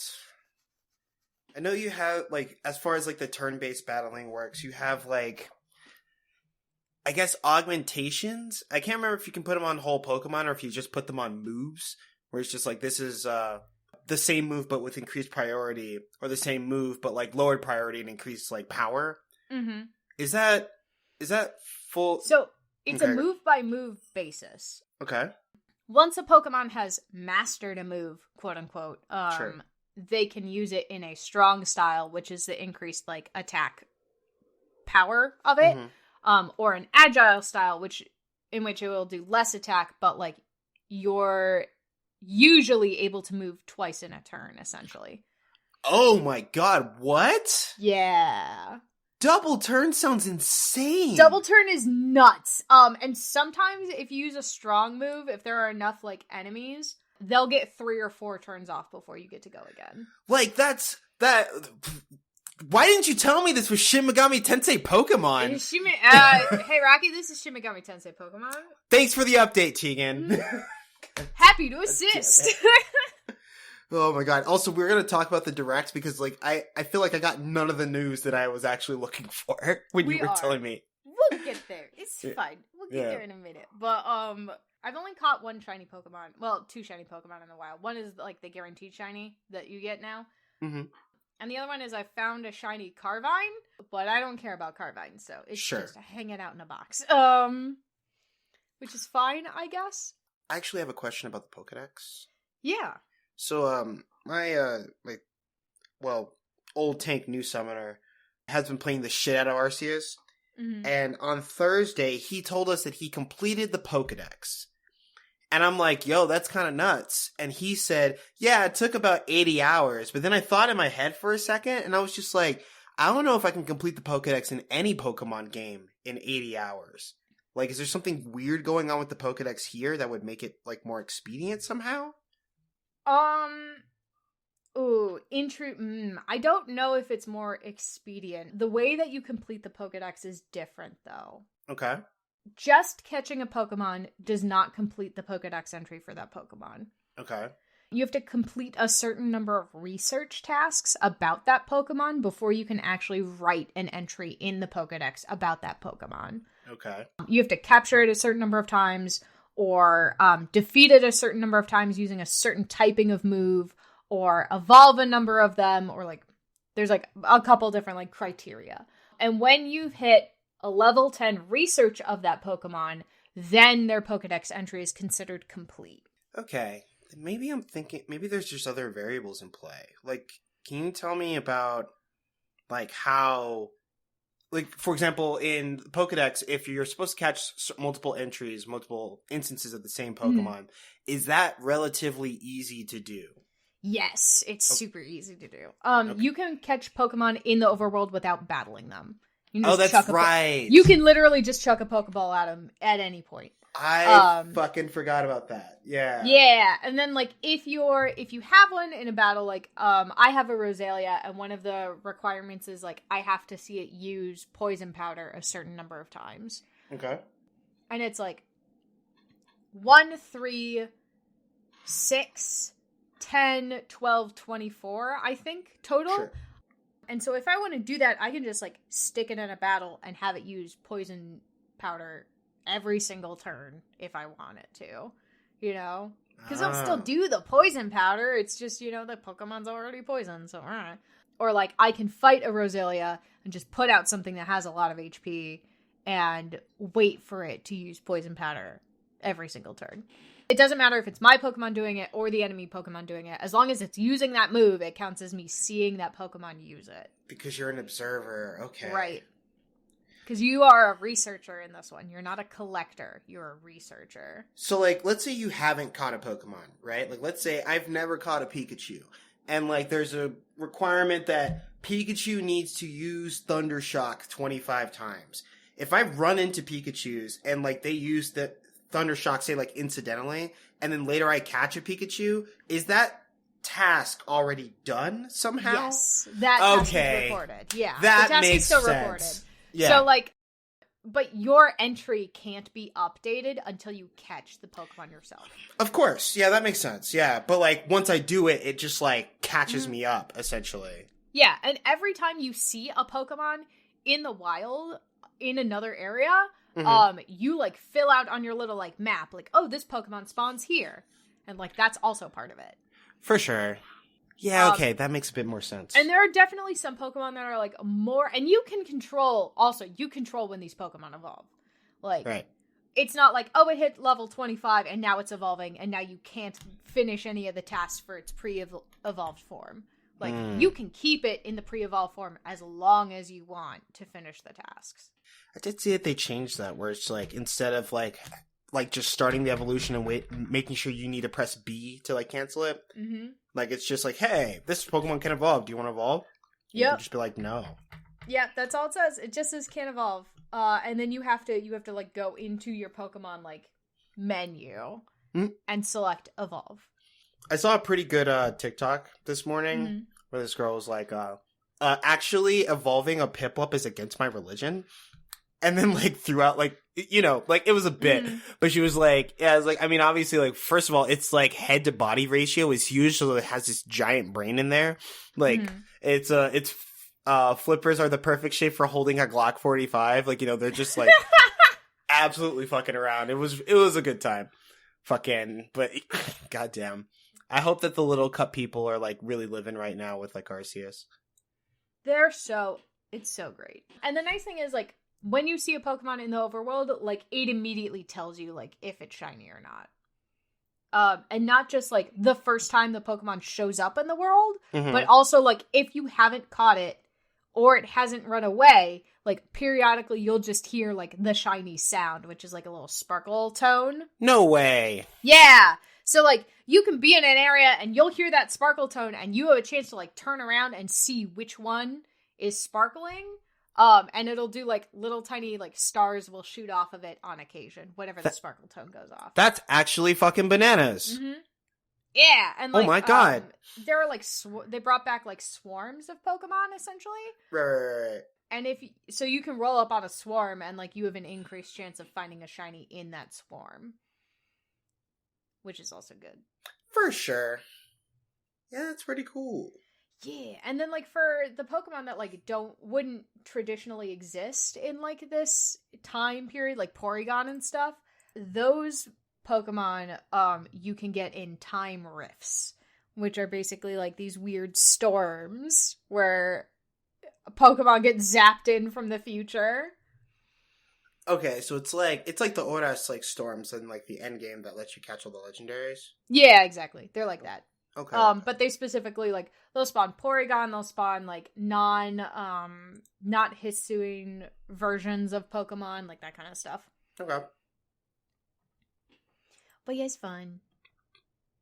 Yeah. And you can make your own Pokeballs, which is the best part. I do not have to spend money on Pokeballs if I don't want to. I can spend my money on other stuff, like clothes and cool haircuts. I fuck with that. God, I've It's been worth meaning it, to check in I on think. Temtem, but, like, I haven't got around to that yet either. Fuck. Lame. Yeah, I'll get there. It's fine. Okay, hold on. Before we talk about the direct, I need to get this thing out of the way. Yeah. So, I am also nearly done with Shin Megami Tensei 5. And I've been playing with my friend Alan. And he is, because he doesn't have the game, he just, like, researches it all the time, I guess. Mm-hmm. And there's a big thing in like Shin Megami Tensei where like the game will present you with a couple of endings and they're all terrible. In this case, there is one guy, he's a high school student, but he also like is friends with like the prime minister who happens to be Tsukiyomi. And he wants to, you know, usher in an age of like many gods by claiming like the creator's throne and like making it so all the gods can come back with their powers. And then there's another guy who is basically joining with a principality to claim the creator's throne in the name of Yahweh so that they can, you know, usher in like the age of the one true God. And then you can choose to like, you know, fight both of them or whatever. But there's a fourth ending where you fight both of them and you basically protect the future for humanity alone. So, you know, like no gods, no masters, I guess. Jesus. But the fourth ending, which is the ending that you actually want, requires a lot more work. And it turns out once you get to level 80, there's a super boss that's just sitting around, which is Shiva, who was mentioned earlier in the story, but you don't actually fight them. And they're just kicking it, basically gathering power so that whatever the ending shakes out, they're going to destroy the universe anyways. That was the thing that was going to happen unless you kill him beforehand. But, you know, Shiva's kicking it, and while you get access to the boss at level 80 or whatever, it's recommended that you be at level 96 or 99 to fight him. So, like, it might as well be basically the last thing that you do. And since I don't want to play this game, like, immediately after to try to get the real Shiva ending, I decided to sit down and grind to get to Shiva. But the thing is that in this RPG, once you get to around level 83, there isn't a single thing that you can really do to grind anymore. The only way of, like, reasonably leveling is, gathering these items called Gospels, which give you a straight up level. But those things are incredibly rare. I actually spent 17 hours gathering the 18 Gospels that I ended up using before I fought that fight. And that's all I did. I just like ran around and waited for these spawn points to respawn and then like did those. But the reason that took so long is because Atlas released the game with built-in DLC. And the DLC doesn't affect anything except for content post level 81, essentially like when you get access to Shiva. And they have a whole slew of super bosses that are designed to like gradually get you up to the level where you would fight Shiva. And also all those bosses are fusible, and some of them are good to use in the fight against Shiva. But I didn't buy the DLC, because I didn't think it was necessary. But Atlas's answer is basically fuck off and try to grind out these things. And there may have been a more efficient way to do it, but as far as I've researched in like the months after this game has come out, the spawn rates for like the creatures that you need to get Gospels are entirely random. And the final dungeon that you can fight in, when you're only have enemies that go up to level 83, and after that, it takes literally 1,000 fights to gain another level. And so, like, this is an odd instance of like hiding like quality of life tools behind DLC, but I'm fucking mad about it because it's Shin Megami Tensei and I didn't want to go through a shitty ending and then have to come back later and realize I should have bought the DLC. That's fucking bullshit. Yeah. Ow, what the fuck? Yeah. Well, you remember that time in Shin Megami Tensei 4 where the game didn't have anything that even remotely resembled an easy mode? That's true. And yeah. But they're like, but what you can do is you can give us $5 for the repeatable, air quote, easy leveling dungeon once you finish the training dungeon, which effectively is an easy mode, because like all of the demons that you encounter in the leveling dungeon are like easy to like convince to join your party. Like all of the enemies in the leveling dungeon were essentially glass cannons. Like get in a couple good licks and they're effed. And it was just like designed to like get you over leveled for everything else. But it was like pay us $5 for easy mode. Yeah. It's just like that. It is a bummer that it feels like this is not the first time they've done this. Nah, I don't think so. Yeah. Yeah. That's a But shame. otherwise, my experience with Shin Megami Tensei 5 has been pretty cool. I do think that the normal mode is actually too easy.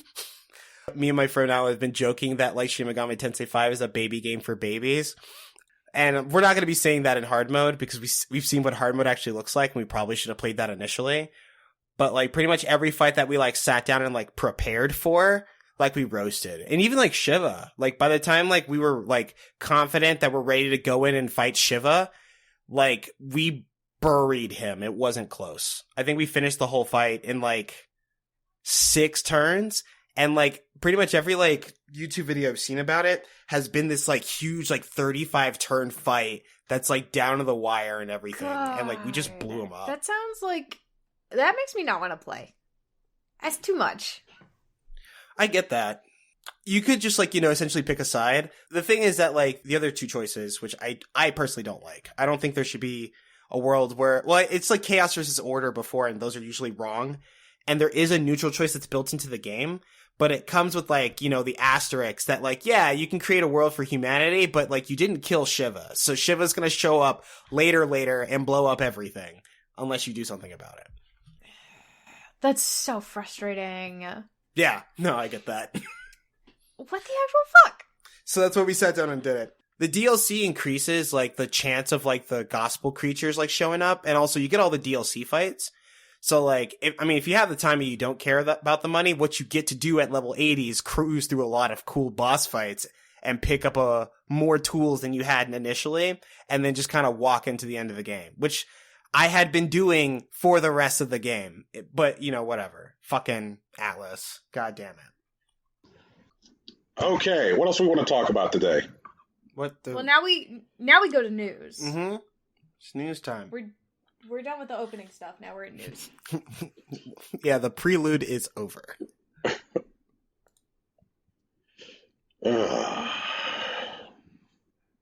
Gosh, anything happen in the world?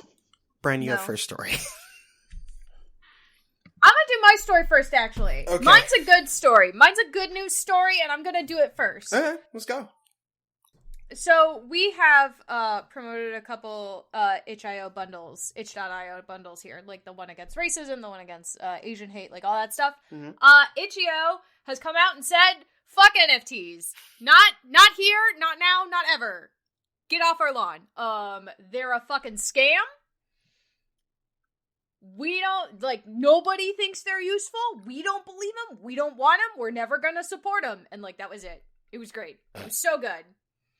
And then they got a bunch of people who were butthurt in their comments, and they were just like, "We're blocking literally all of you." God, Itch is good. Like, That kinda their goes hard.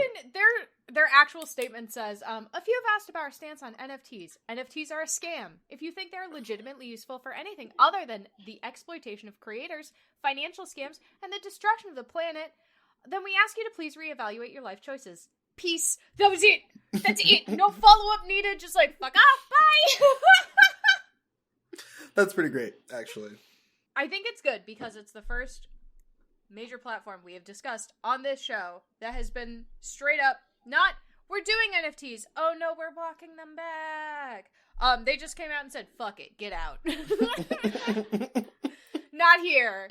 Admittedly, Valve also was anti-NFT, but there's a huge but. The language used by Itch is so much stronger because Itch is not only saying we're not doing them, Itch is also saying they are ethically dangerous. These are bad. These are shitty. If you like these, you're bad. Like Valve is like, we're not doing it. Absolutely, it's no nonsense. Not like, "Oh, well, we don't support them because blah, blah, blah." It's like, no, fuck, get out. Get out of here. We don't want it. Okay. We don't want your money. I feel we like don't want your space. Go away. I feel like it's important to note here that Valve, while they did say they don't support NFTs on the platform, they only said that because they want to monopolize what they use as NFTs, which is their trading card system. Mm-hmm. Like that's Okay, Rocky, I feel like I need to say something here. okay. Fine. And here's what because one of the things...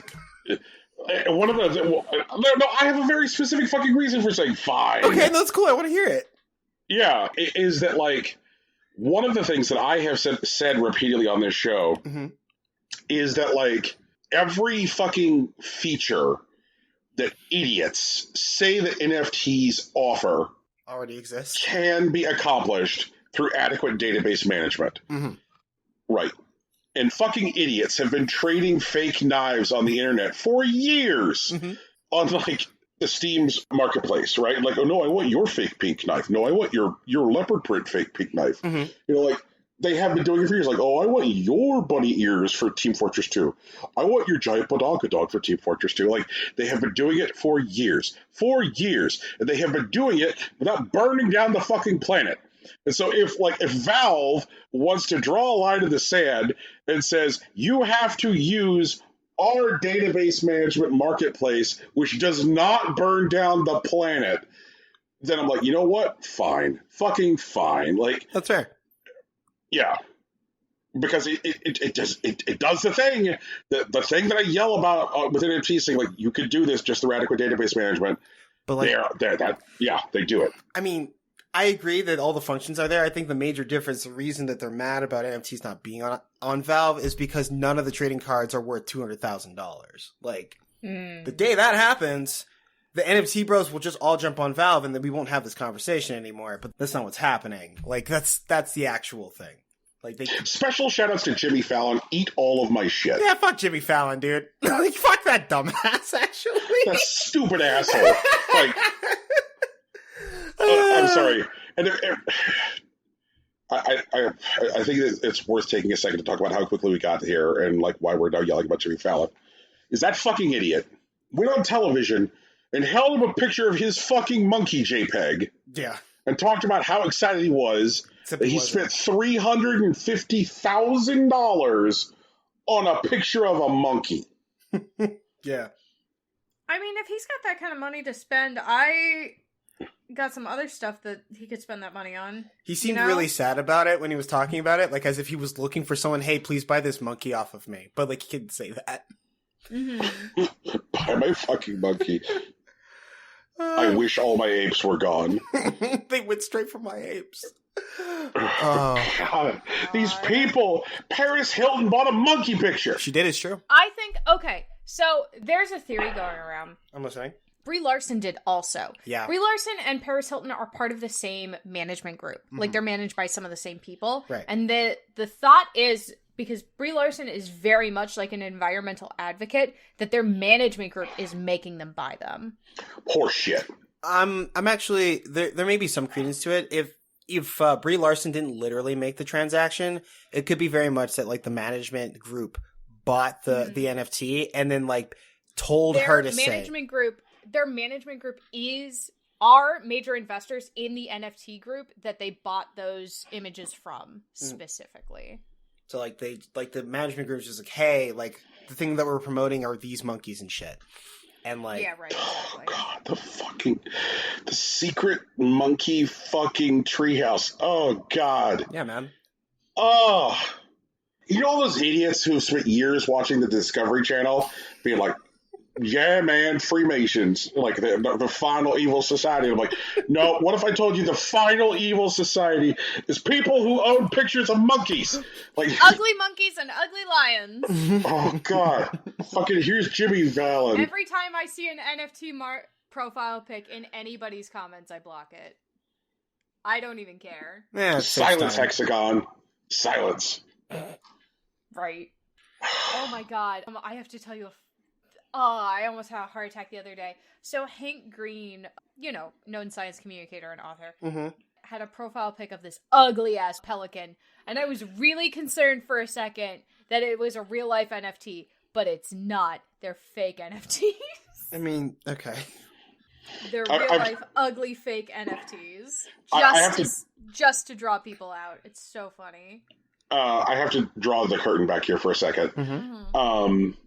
I have considered on the Twitter account controlled by allegedly Duck at Sequoia applying a hexagon shape to the profile picture. Yeah, the profile picture, because literally it is indistinguishable. Like, if you're on Twitter you see a picture which is like you cannot tell whether it is a legitimate hexagon or not if you're just scrolling. You have to right click the image to find out if like someone's like put like a black border which is hexagon shaped around something or not. Like you actually have to fucking right click a JPEG to know whether it's a fake NFT picture or not.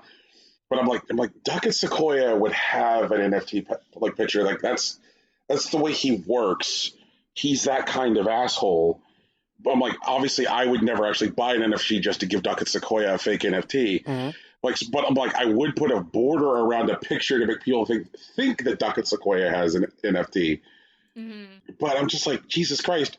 Like the fact that like the only way you can be sure that it actually is an NFT pic is by right clicking the JPEG, which is the thing that the NFT people tell you is like useless. Like, the thing that you're not supposed to do. Here's the ugly. I'm showing you guys the ugly pelican.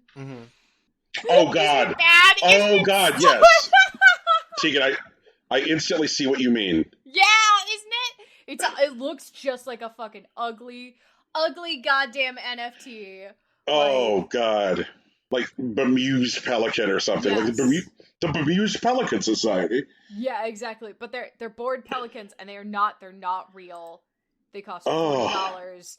The proceeds go to charity. Like it is not an NFT. It's very specifically not an NFT. But it looks like one. That it does. It's summary fuck Jimmy Fallon. But yes, please buy from Itch. I know we've said it before, but they're so good. Like there's no DRM on your games when you buy from them. You don't need to fucking mount some launcher to just play your game. Like, isn't that great? No launcher required. Crazy. Wow. Like, isn't that insane? Like, you don't have to use a fucking launcher. That's super great. Incredible control is given to creators over the way their stuff is like displayed on Itch. There's also lots of cool stuff on Itch, which isn't even video games. If you're into tabletop role-playing games, there's a huge amount of resources for TTRPGs on Itch. There are so many, and they're all great. I've done a ton, and there's a ton that are just like little one-pagers, which are perfect for one-shots, easy to understand rules. Right.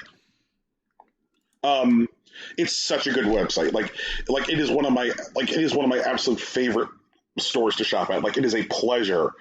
I can't believe I'm out here caping for Itch, but like they're so good. And like the bundle that they did, which donated for humanitarian aid to Palestine, amazing. The BLM bundle that they did, like they're always like the bundles that they do are great. The pricing on Itch is good, and the pricing is better to consumers because the cut that they're taking as a store is smaller, which means that you're usually getting a better price. Plus, there's no DRM, and like the ethics for the store are great. Like, and like there's a thing that a lot of storefronts do with like queer adult content, which is like hide it. It's very easy to find lots of like hentai ass content now on Steam, but there's lots of stuff that like its algorithms do. If Steam thinks that like our robot thinks that you're a straight, then they're going to decide to show you a lot less queer content on Steam. And Itch is not doing that. Like there's so many different reasons to cape for that store. So I'm sorry that I'm out here and I caped for a brand. I know I try to not do that, but like I feel like I'm willing to make an exception for Itch. Itch doesn't feel like a brand also. Because they do, like, it's 999% indie stuff. Yeah. There aren't, like, major players. You know, it's not like it's full of AAA titles or something like that. It's all literally, like, indie and fan work. I feel like it's safe to say that, like, as in a world where Tegan has gotten more and more disappointed in the way that the video game industry is run, the stuff that Tegan still cares about is on Itch. It is! Yeah. Yeah. Support Itch. Oh, who wants to talk about a bad brand? You do. Yeah, sure, let's do it. All right. Who wants to talk about Intellivision? I do, actually. Before we started recording today, like, before Rocky joined the call, Tegan just invoked Intellivision. She just said Intellivision. I just started giggling. And then I told him to shush and save that energy for the show because I knew it was going to be good. Oh my god. Here's the thing is that this may be the final nail in the coffin. It may not. It feels like the final nail in the coffin, but we are now likely entering the post-mortem phase for the Amico. Also, I do want to take a second before we really dive into all this meat and potatoes here. I put a bounty up on Twitter. You can do that? Mm-hmm. I offered Twitter money. Okay. I said, hey there, are you in possession of one of the prototype Amigos? If you are, I'll give you $1,000 for it. Jesus, okay. Rocky, I would like to unpack your Jesus. No, oh my god, I don't want to do this. No, please. I'm not sure if I call it a bounty, but even then, like, if someone gives you the prototype Amico, right? Like, let's say it's determined to be in your possession, is that actionable in any way? Like, on the part of either you or the person that gave it to you? It's going to depend on how they come into possession of it. Okay. And it's also going to depend on whether or not there is still an Intellivision. Mm-hmm. Is also going to, yeah, obviously, they would play be the into ones it. that would potentially be damaged. Right. So, like, there is a timeline for acquiring an Amico, and there's a timeline for acquiring an Amico, and whoever would, like, say, sell it to me not getting in trouble. Okay. Which actually plays into this story. So, like, they tried to start fundraising again this week, and wow, I can't even believe that they did that. So they tried to start their 4th fundraising campaign, and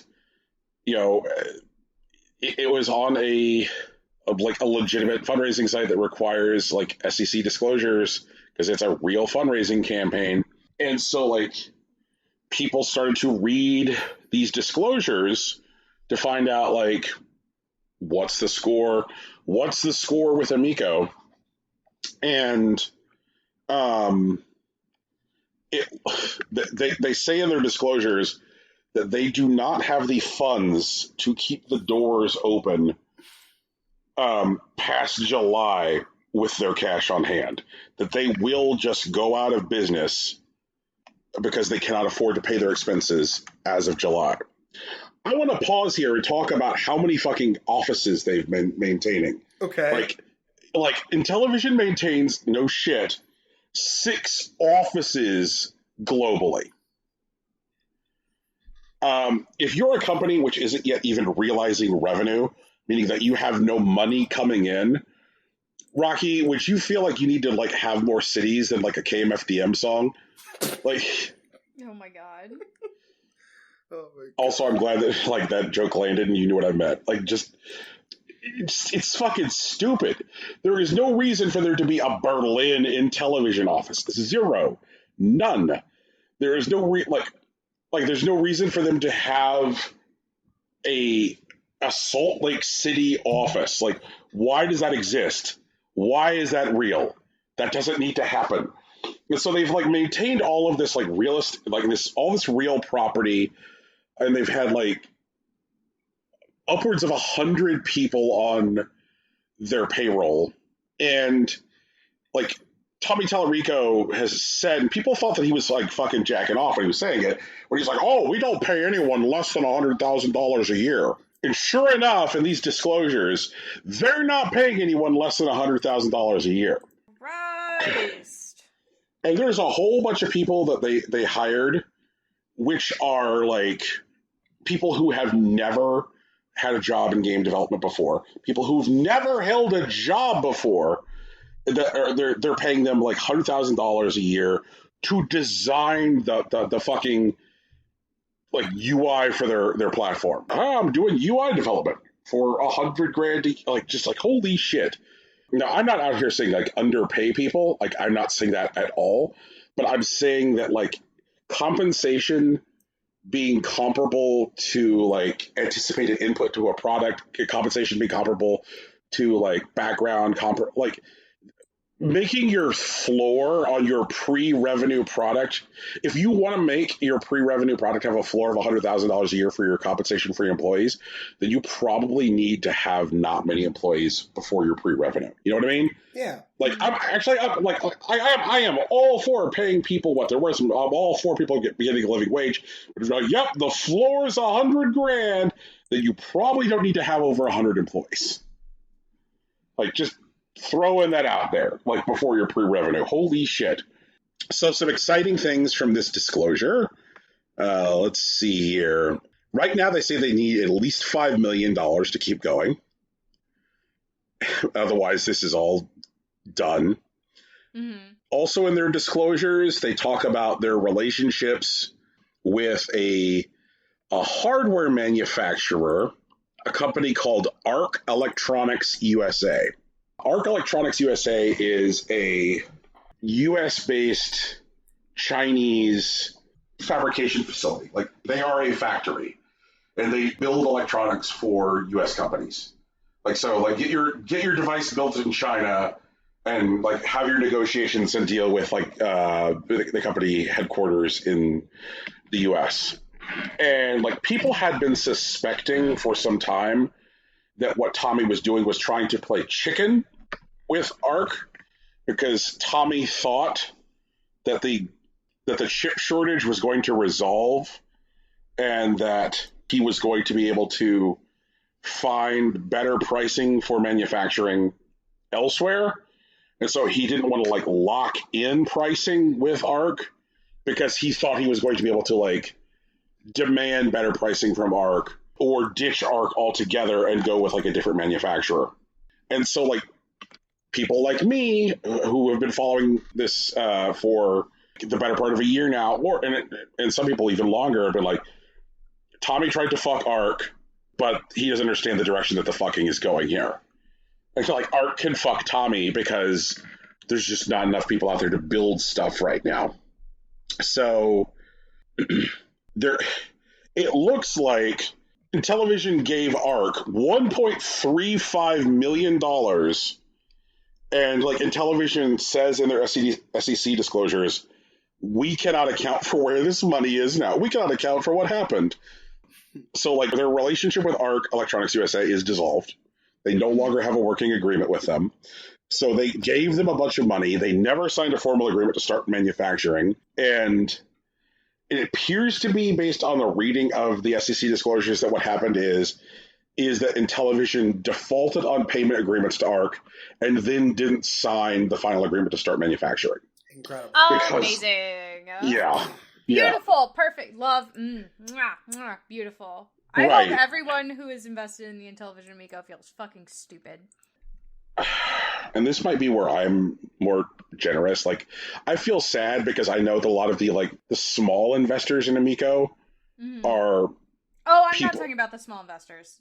I want to be clear on that. I'm talking about the big investors. People who gave them like real large chunks of change that weren't like, I'm a person and I have like $1,000 extra and I'm relying on this thing to take off. I mean the people who like dumped proper money into here. Okay. So like, we're not talking about like the vulnerable grandmas. No. Never. I would never shit on a vulnerable grandma. Once again, checking on your grandmas. Make sure they're not giving fucking Tommy Tallarico money. Honestly. That was a real problem. In fact, if you're listening to this show, please ask your grandma if she gave Tommy Tallarico money. If she gave Tommy Tallarico money, buy her a Switch and get her Wii Sports. Or Switch Sports. And then, use that experience to get her into Splatoon. We're building a Nintendo Switch Sports to Splatoon 3 pipeline. We're doing it. And also tell your grandma that you'll keep track of any class action lawsuits that may develop, so that way she can join the class. That's probably right. Yes. Yeah. So the thing that looks weird is that when Intellivision entered into the agreement with Arc Electronics, there was like a list of components that were needed to build an Amico based on the initial component list for Arc. And that component list totaled about $100, right?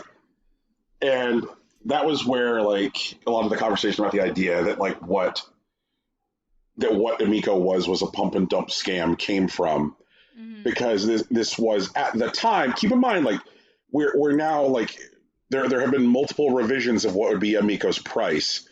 Like at that time, they were talking about how the Amico was going to be like first like $150 console, and then it got revised up to $200, then it got revised up to $250, dollar console. That like what it appeared to be that Tommy was doing was making all of his money on the hardware at the front end, so that way that they could run from the console after it was released. You make your money up front and then abandon it. It seems to be based on some of this stuff that wasn't necessarily what was happening, because they weren't even that smart. It looks like there is a single investor that invested a significant amount into Amico, and at this point, Intellivision would owe this particular investor $100 on every Amico sold. So the name of the investor is Sudesh Agarwal. So basically, they're in such a situation that incremental sales of the Amico actually hurt them, because all it does is increase their debt to Agarwal. That basically they would need money to pay off the first like debt threshold to him, because as it is right now, like building more Amicos or even beginning manufacturing of the device is an unsustainable expense. Like they can't afford to make money because it increases their debt to this one person. How about that? So it seems to be that like a lot of their like increasing the price of like, hey, no, it's actually going to cost this. Hey, it's actually going to cost this, was them scrambling to try and figure out what to do about the debt to this person. How about them apples? Yeah, so I'm going to just briefly read here from a Ars Technica piece by Sam Mochkovic, and I really want to like shout out like how good Mochkovic is as a reporter. Like there are people on this show that we routinely shout out as far as like being like a good investigative reporter. We're big fans of like Jason Schreier on the show. We're big fans of Patrick Klepek on the show. We're big fans of, at least I'm a big fan of Jeff Grubb. Jeff Grubb has just been like cashing them checks in the last year as far as accuracy. But like Sam Mochkovic has been wading into the completely thankless shitshire swamps of the Amico for the last year, going where no other reporter wanted to, because they're like, ew, that's icky, that sucks. And he has been like doing this incredibly good reporting about this. So like shout outs to him. Like what good work. But okay, so here we go. Regarding this investment from Agarwal. One of Intellivision's more unusual loan agreements comes from $810,000 owed to Sudesh Agarwal, whose name is spelled multiple different ways in the SEC filing. The arrangement demands that Intellivision pay Agarwal $100 for every Amico console sold until his entire balance is paid back. Amico consoles have been pre-sold at a price of $249, both via Intellivision's official website and third-party retailers, though Intellivision announced this week that the console's price will increase to as high as $349. This loan arrangement stipulates that the balance should be paid in full by December 31st, 2021, though it doesn't say what penalties Intellivision may incur for failure to pay even a single penny of the amount by the end of last year. So this money that they owe this guy is now overdue. He's supposed to be getting $100 off of every console until his $810,000 is paid off. It's just an insane agreement to begin with. Like, holy shit. shit. My God. Like, why? It's like, why the fuck would anyone take this money under those terms? And it's just like, it's absolutely baffling. Absolutely baffling. And like, also coupled with like this, like the announcement as part of this like fundraising round that they're going to like raise the price. One of the things that Tallarico has said ever since 2018, that's how long this has been going on, since 2018, is that part of why the Amico is the best is that like it costs so much less than a Switch, and we are now at a point where the announced pricing for the Amico is higher than an Xbox Series S. Mm-hmm. Yep. We sure are there, aren't we? Wow. So not only is it more expensive than Switch by a significant amount, like if you just want to buy yourself like a current generation console, there is an entry point cheaper than Amico. Like Jesus Christ. Let's see here. 10% annual interest is attached to over $800,000 of Intellivision's loans that remain unpaid as of press time. This is in addition to $1.6 million in convertible loans that bear 5% annual interest. And the listed loans include options for debtors to convert each $1 of remaining debt to shares of common stock, which means that people that they owe money to will just end up owning the company. Yep. You sure fucking will. Yes! Okay, I'm going to say it. Yeah. I am unconvinced that Tommy Tallarico knows how to read. I don't believe it at this point. There's just no way. I completely believe that he's illiterate and that there's no other explanation for this particular outcome. So other amazing things, like because this SEC disclosure document was amazing. It is a feast. There are like horns of plenty. There are guys wearing like crowns made of holly and apples, drinking like wine from golden goblets. They're like, sit, Rocky, enjoy the feast. Like there's so much in here. The SEC disclosure includes other baffling statements, including admissions that Intellivision has limited experience in pricing and marketing. No shit. This runs counter to their previous SEC disclosures, which stated that Intellivision included savvy game industry veterans. Previously, Intellivision had claimed that Xbox luminary Jay Allard was still on its board as a global managing director through 2021, despite that Allard had announced his departure from Intellivision in mid-2020. For those of you who are keeping track, Jay Allard got hired by Intellivision, showed up, took a look at the books, and said, fuck this, and immediately left. Yep. It's amazing. Which is a totally fair thing to do once you're like, oh my god, okay. Whoa, no thanks, because he don't need that money. The guy helped launch the fucking Xbox. He's living on a Microsoft retirement. What the fuck? Let's see here. Amico advertisements, including a new video as part of this week's fundraising campaign, have used a Wii-like pitch of simple games and family-friendly gaming as a selling point. But Intellivision admits in the SEC disclosure that consumer preferences for games are usually cyclical and are difficult to predict, and even the most successful content remains popular for only limited periods of time unless it is refreshed with new content or otherwise enhanced. So, and they have talked about how games will never be refreshed or get DLC. They've used it as a selling point, and they're basically saying that, we are fucking ourselves.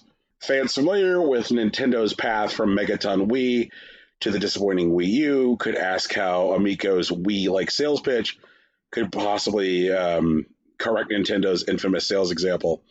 Intellivision says that they will sell some Amico games as non-fungible tokens. Oh, Lord. What's that? Nothing, just, of course they would. Yeah, but the game has yet to say what technology stack or console interface will support NFTs. Basically, they don't know how to NFT, they just know that people say the word. Yeah, because they don't know how to read, Brian! None of them!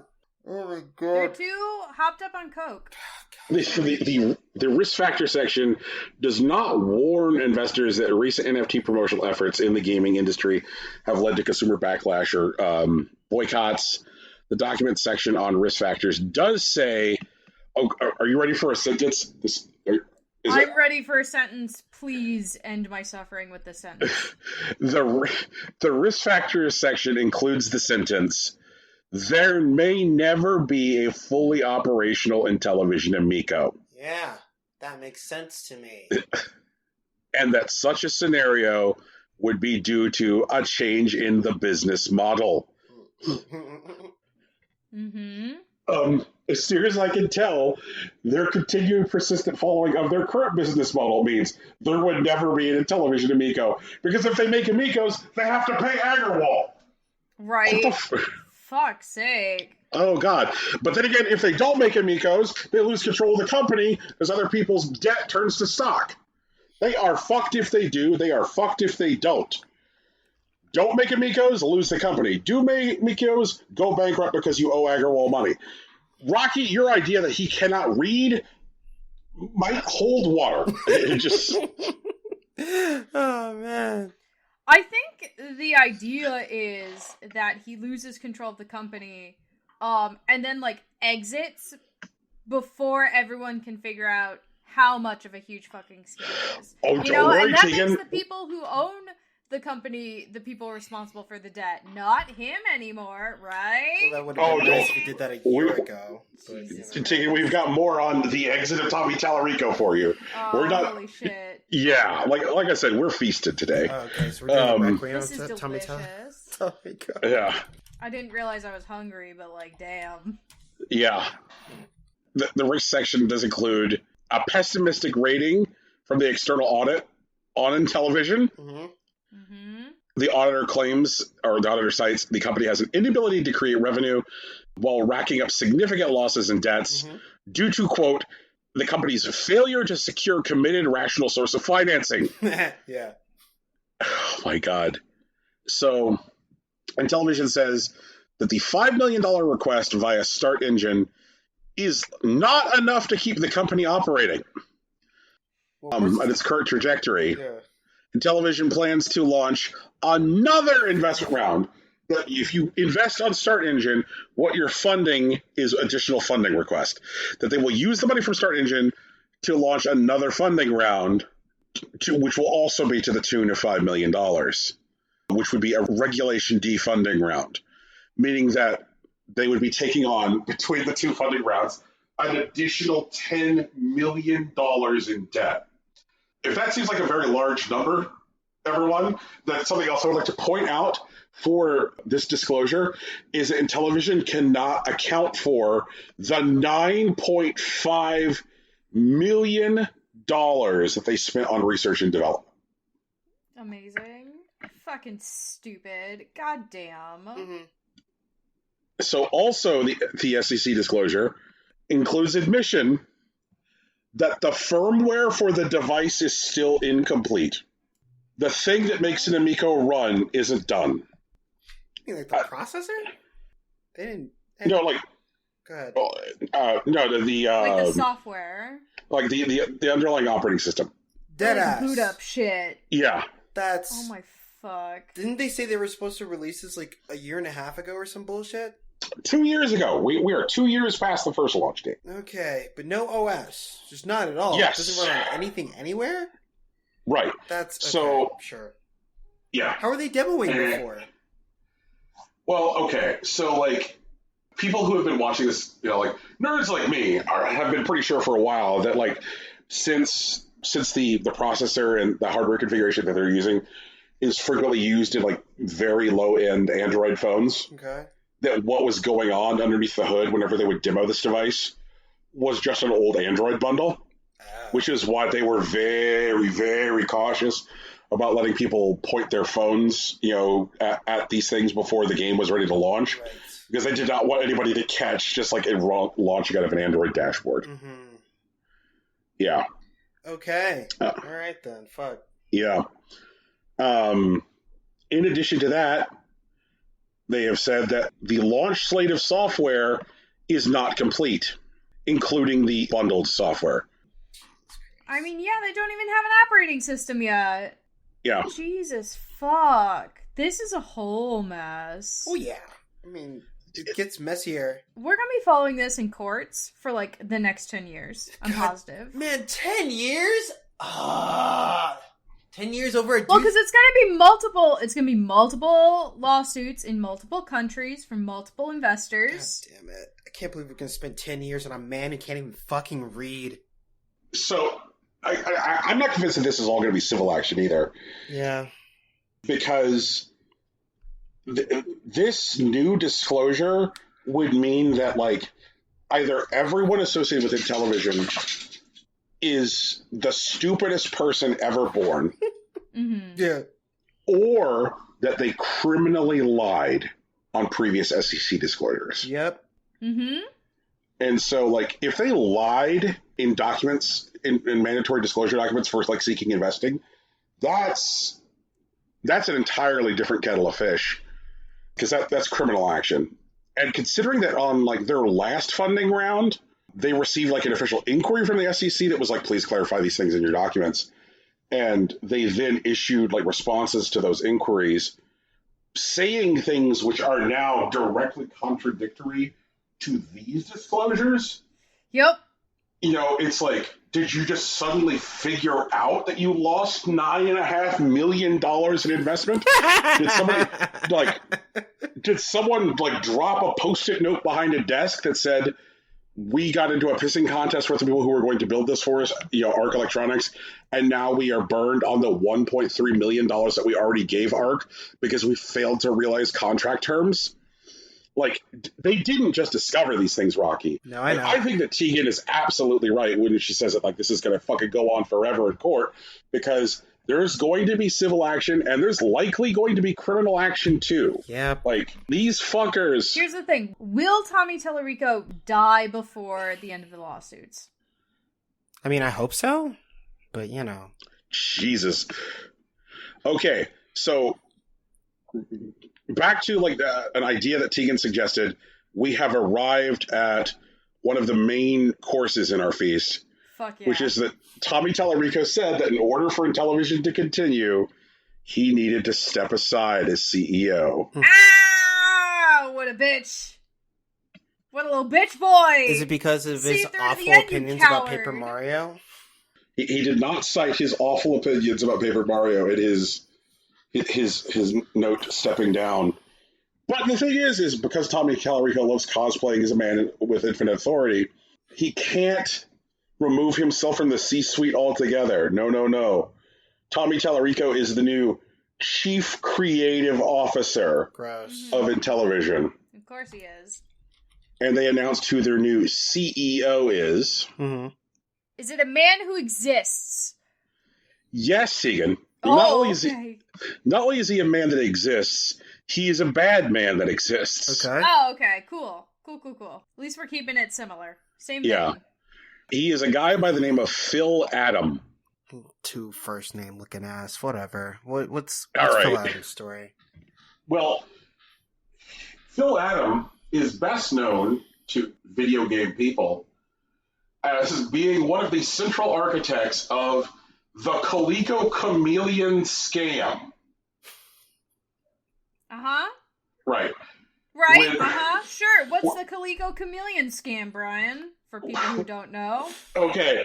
It sounds great, though. Delicious. When someone bought the rights to the Coleco name, okay, and then announced that they were going to make a new Coleco console, a successor to the ColecoVision, and then announced that they had purchased the rights to the hardware shell design that had been used for the Atari Jaguar, which I think we talked about how the fucking Jaguar shell was being used to make dental x-ray equipment. Yeah, we did. Yes. So this guy bought the rights to that shell design, announced that there was going to be a new Coleco console, did what Tommy Tallarico did, which was go on Atari Age and be like, I am your new lord. But back then, Atari Age was, I guess, less susceptible to bullshit, and they're like, we detect bullshit. You're up to something.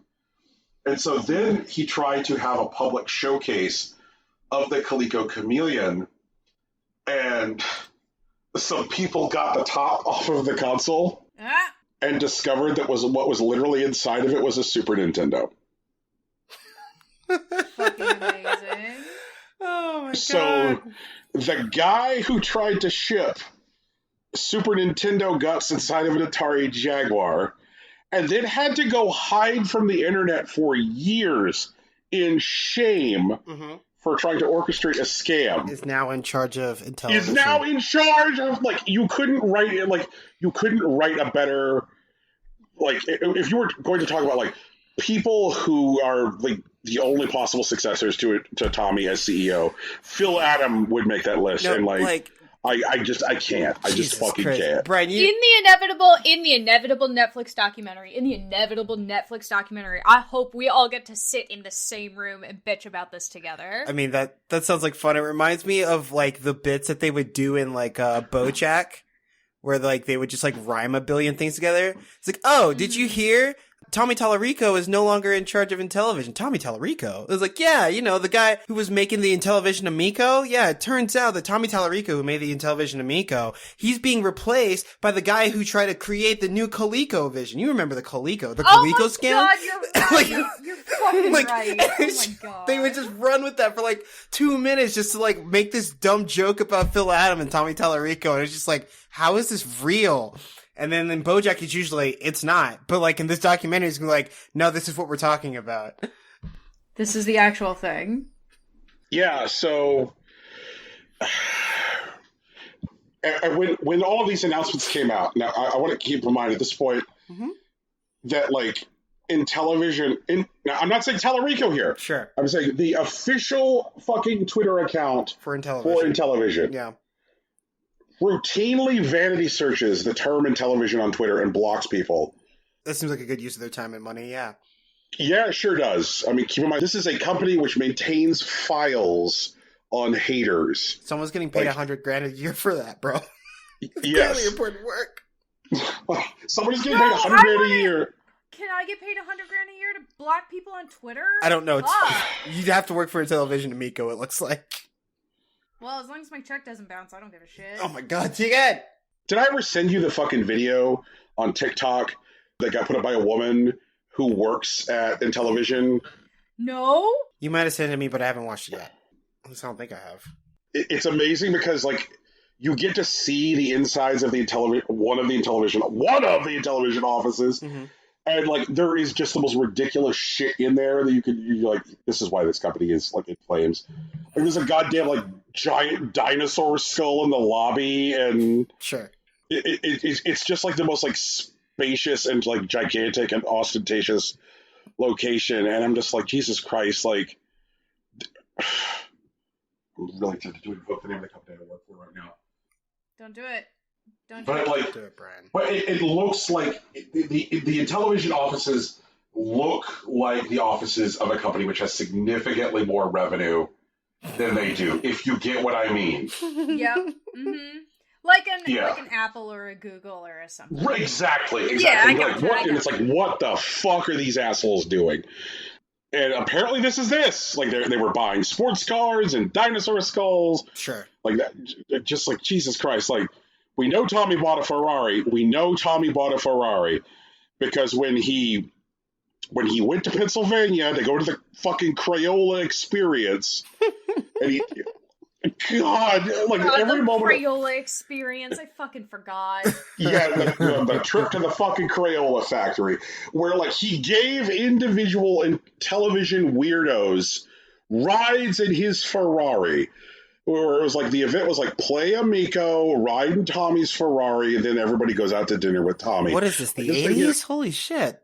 Yeah, it's just like, and it is operated as a cult of personality from the start. Right. And one of the things which has been remarkable about it is that it has had this, like, bizarre Trumpian defense, like, very much like QAnon. Mm-hmm. And, like, even now, there are still members of the Intellivision faithful who are out there being like, this is all the haters' fault. We gotta get QAnon to disavow the Intellivision Amico. I don't know how we do that, but it would be amazing. Yeah, just we like, tell them that they're trying to take over Trump and be president of the United States. Yeah, or something. it just like, like, this is a company that, like, ran, like, weird live streams where they would get, like, these, like, middle-aged guys drunk in a basement, like, who were, like, Sure. yelling about people who hate Amico. Like, do you remember when, like, Tommy Tallarico went on a weird Twitter rant about Frank Cifaldi? like calling like Frank Cifaldi like a fake and how Frank Cifaldi isn't good for the game industry. And it's like, are you fucking kidding me? Like, Frank Cifaldi is a treasure and is one of the most important figures in the video game industry. Like, the guy runs the goddamn Video Game History Foundation. Like, we have actually talked about measurable contributions to the history of the industry, which have been accomplished by Cifaldi. And for you to sit here and be like, Frank Cifaldi does nothing, fuck you. Like, and all because, like, Frank Cifaldi's like, God, this looks like scam. God, this looks like dog shit. And it's just like, Frank Cifaldi was right. Hashtag Frank Cifaldi was right. Like, and like, every time anybody out there talked about how this was terrible, Tommy unleashed the dogs. And then you have the Intellivision account, vanity searching the word Intellivision and blocking people. I am blocked by Intellivision on Twitter. Amazing. And after they withdrew from Twitter discourse, and they withdrew from Reddit discourse, and their Atari Age forum got shut down, all they had was a Facebook group with 2,000 members. And as some of the 2,000 members in the group started asking questions, I shit you not, the day before these disclosures came out in their SEC filing, the day before, they shut down that Facebook group in favor of an even smaller Facebook group with stricter rules, which included auto-modding the word question. If you said the word question, you got banned. Amazing. So just like these increasingly smaller echo chambers until he finally ended up with a Facebook group with like 400 people in it who all just sitting there in their fucking tinfoil hats and just being like, like Zborb, I am sure the Amico will come and we will all conquer the haters. Like, oh my God. Like you actually have to answer something like 10 questions now to get into like that group in order to prove that you're a true believer. What are the 10 questions? Let me see if I can pull it up. Are we gonna infiltrate the Intellivision Amico Facebook group? We're gonna teach people how. how. I already did. Hell yeah. Let's see here. Just send me the link. I'll find the questions. Oh my God. No idea. But yeah. Stupid. This entire thing is fucking dumb! Oh my God, I love it. But it was the stepping aside. Oh my God, I took the group down. They took the group down? They took the group down. The group within a group has been taken down. What was it called?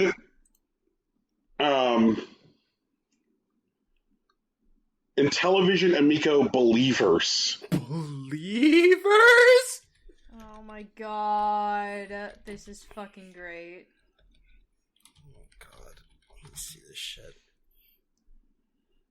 Yeah, I don't see GameStop still has these fucks available for pre-order. That is sloppy. Yeah, it says that they're gonna be released March 31st on the GameStop page. I think it's just the last day before Q2. Like before. Yeah, but usually if they don't have a confirmed release date for something, they set it for December of the year it's supposed to be released in. No, that's true. Yeah, you're right. This says December 31st. So that's bad on GameStop.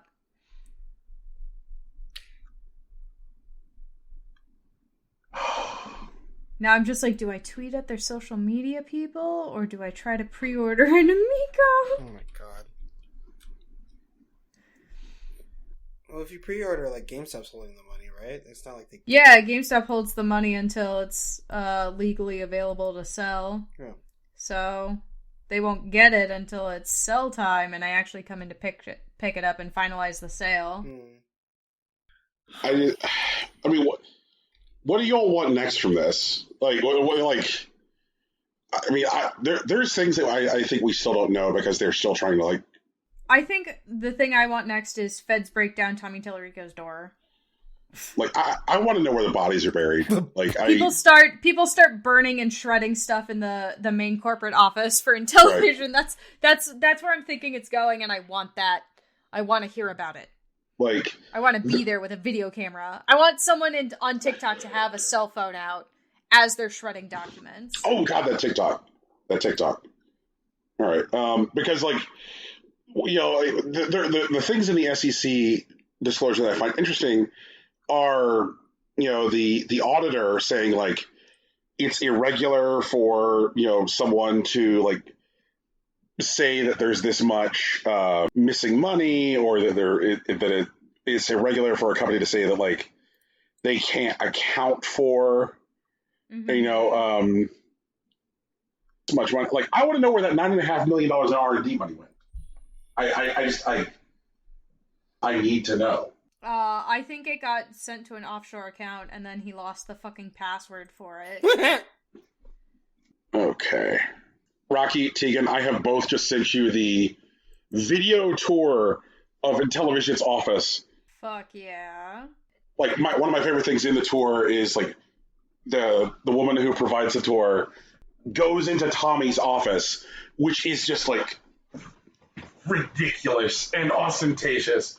And it's just the most over-the-top, like, man cave bullshit. You know? Brian, I want you to save... You know you have the ability to save TikToks? I want you to download that TikTok. That thing's gonna be gone eventually, and you're gonna want it for posterity. Shit. I should probably download it just to be safe. I'm gonna download it just to be safe. Yeah. And I want to thank you both, because like I found this because y'all got me into TikTok. Shout out. You're welcome. You're welcome. It only took 1 billion years, but you're welcome. Yeah, but yeah, I mean, you know, I love it here, and when I started to like, you know, port my other interest to TikTok, I was like, is there any good Amico bullshit content on TikTok? And sure enough, to discover that there was a television employee, you know, like a young bright-eyed programmer who made a TikTok at her workplace. It's just like, oh god, this is good, because it really shows just like how reckless they are with the money. Like, look at this fucking place. Mm-hmm.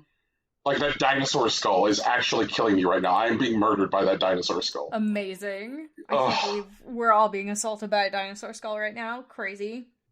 I felt very proud when I contributed to the larger like Amico doubter discourse online. Mm-hmm.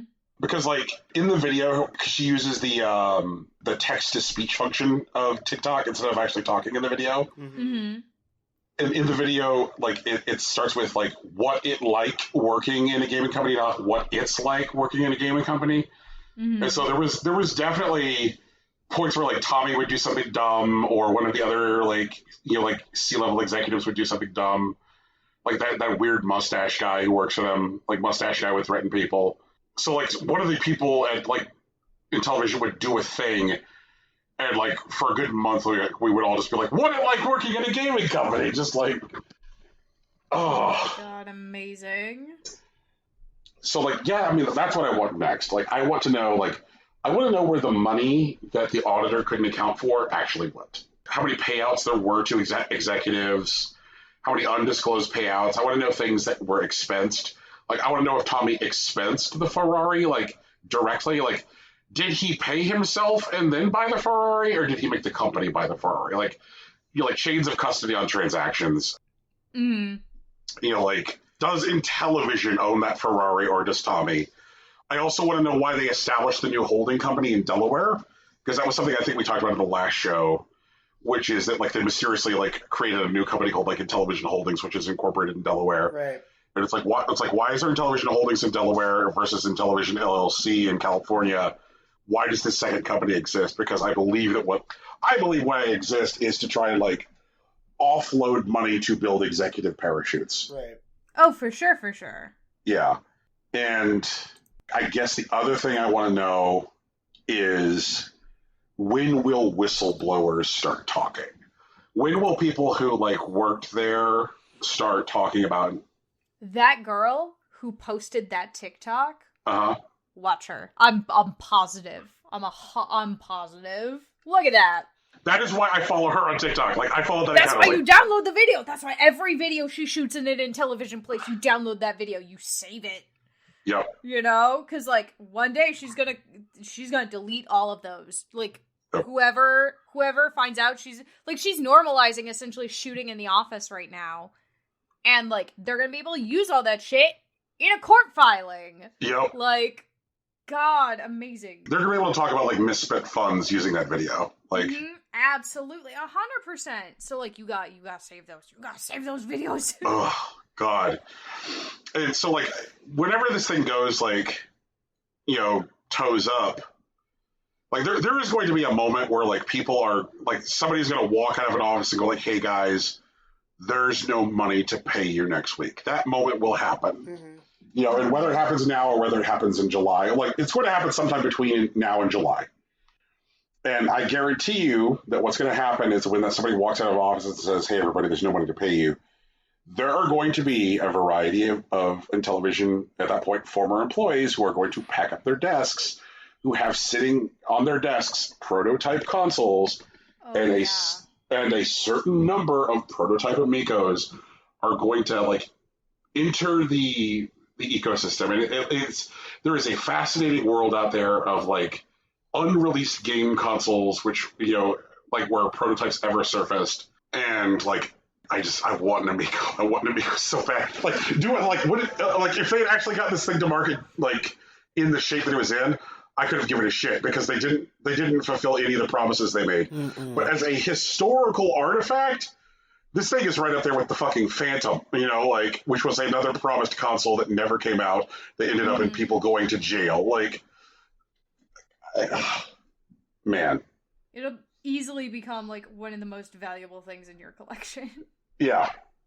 Like, so if you're listening and you're like, man, I'm going to have trouble making rent because Tommy Tallarico is stiffing me on my money, I am here to help you make rent this month. Oh my God.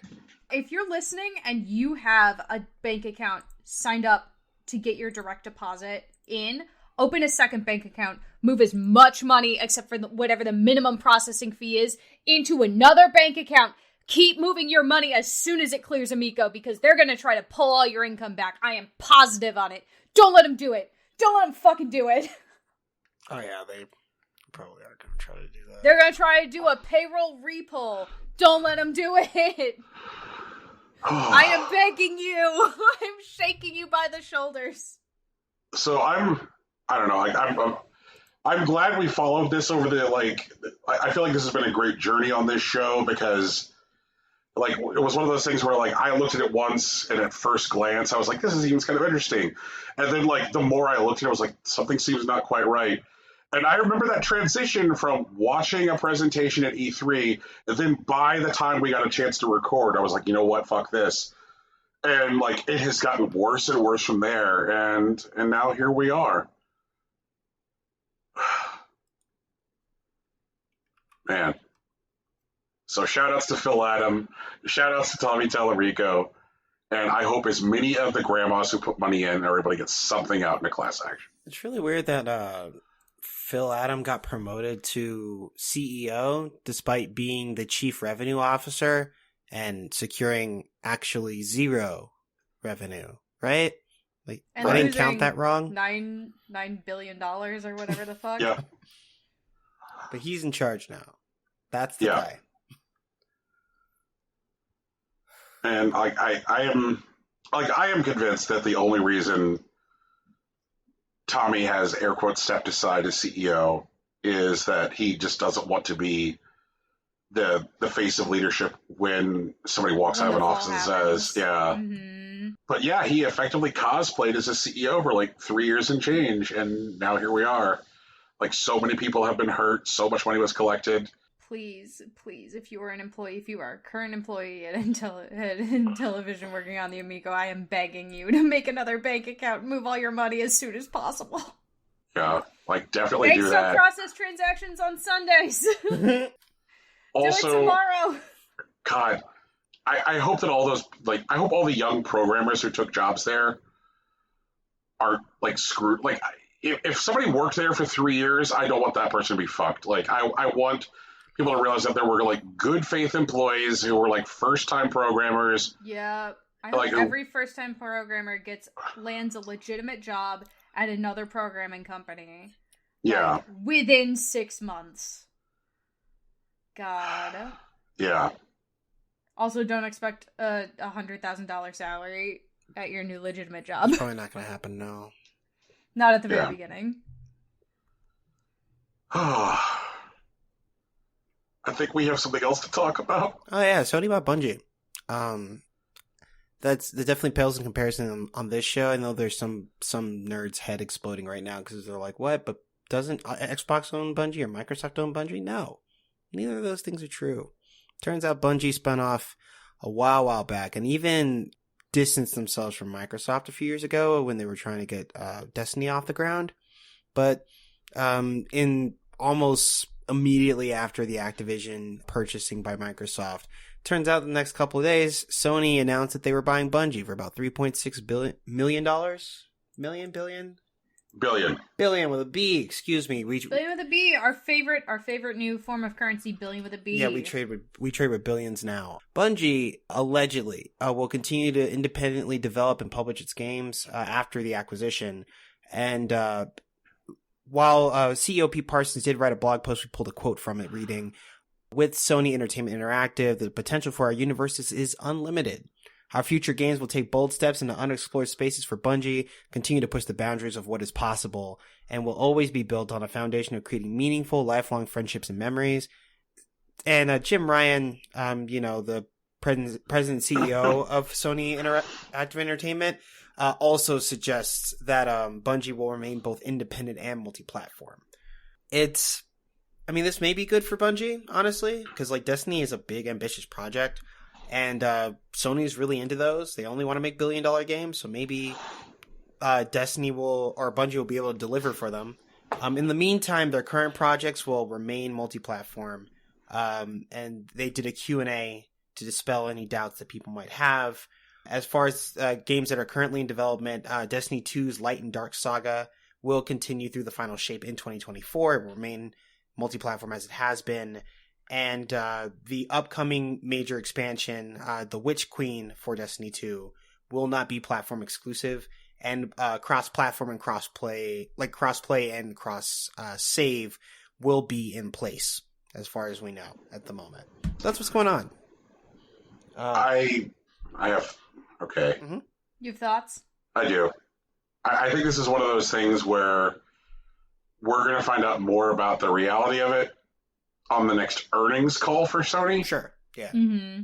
Because right now, there are things that happen when there are things that happen when Gelatinous Cube eats Village, right? Sure. Right. Where they're going to get out there and be like, hey, it's okay that we ate Village. Village does not change. It's Gelatinous Cube just ate the Village. Of course things are fucking different. And I am absolutely convinced that what it is that right now, there are definitely marketing agreements in place. There are definitely systems in place to support the idea of Destiny as a cross-platform thing. And it would not surprise me if there aren't marketing agreements that have existed with Microsoft for Destiny, because remember that before Destiny 2 went free to play, Destiny was in Game Pass, right? Mm-hmm. And there have been points in Game Pass after Destiny 2 was free to play where you just got stuff for being a Game Pass member in Destiny 2. So continuing to support it through essentially through in-game currency, adding a benefit to it. So, and we know that Destiny was one of the lead things, one of the lead volleys in the cross-platform PR war, if you remember. Remember that time that Bungie, air quote, accidentally turned on cross-platform play? Right. Yeah, they're like, oh, whoops, and it was up for 6 hours, and people were running around on Xboxes and PlayStations, and Mm-hmm. we have no idea how that happened. And it was basically just, it was designed to shame Sony. But this is the third company that has owned Bungie. At one point, Bungie was a wholly owned subsidiary of Microsoft. Right. At which point they bought their own independence. Were able to they were able to buy their own independence by selling all of the Halo assets to Microsoft. And so then they started developing it on Destiny, and they got acquired by Activision, and they were a wholly owned subsidiary of Activision. And then they were able to acquire their independence again. And I think that there is a thing that Activision was chasing with Destiny, and I think that Sony is also chasing with Destiny, and in reality chasing with Bungie, which is Destiny is supposed to be a live services long tail game first person shooter. This is supposed to be this is Final Fantasy 14 for the people who like the shooty bang bangs. The idea that people log in and play this game every day and dump money here every day. And I can guarantee you that Sony wants to shore up games as a service, live service games, which don't have a onboarding price, because they're so much better if they're free to play, because things are going to get more awkward and weird once the Activision sale is complete to Microsoft. There was a thing that got said about Call of Duty just recently that made me think about this sale, which is that Microsoft has taken the position now publicly in an earnings call that after the acquisition is complete, that they were going to continue to support Call of Duty on Sony platforms once the current marketing agreements are over, but also they invoked Call of Duty on Nintendo platforms. And I was just holy shit. I was sitting here thinking, I'm that is a really weird, interesting backdoor way to fuck Sony. Because if there's a whole bunch of people out there yeah, man, I keep my PlayStation around to play Call of Duty, but I play most of my games on my Switch. If Nintendo all of a sudden has Call of Duty as part of its annual software rotation, then that means that people who currently buy into the Sony ecosystem because of that annualized game, and we know that those people exist, no longer have to buy into that ecosystem. That is Nintendo leveraging its control of IP to make people not get into a particular place. Oh, okay, it means that Microsoft has a graph. Microsoft has a fucking graph. How many more people will not buy PlayStations if they can just play Call of Duty on their Switch? And they're yep, that number's interesting to us. Is that graph assuming though that Call of Duty is cloud-based gaming on the Switch? That is also interesting. That it functions well? These are all interesting questions. Because if this is also a backdoor way of Microsoft, for Microsoft to be oh, we're also going to help Nintendo figure out how to shore up their online gaming situation. Yeah. But also, I did happen to notice that you said that just Microsoft owned Bungie twice. No, Microsoft and Activision. Yeah, and Activision is owned by Microsoft now. Yeah. So Microsoft owned Bungie twice. If Bungie had stayed a wholly owned subsidiary of Activision, yeah, it would have been Microsoft bought Bungie, and then Bungie bought themselves free, and then Activision bought Bungie, and then Microsoft bought Activision, and so now Activision was owned by Bungie was owned by Microsoft again. I don't know how I missed the angle that Bungie avoided being owned by Microsoft again.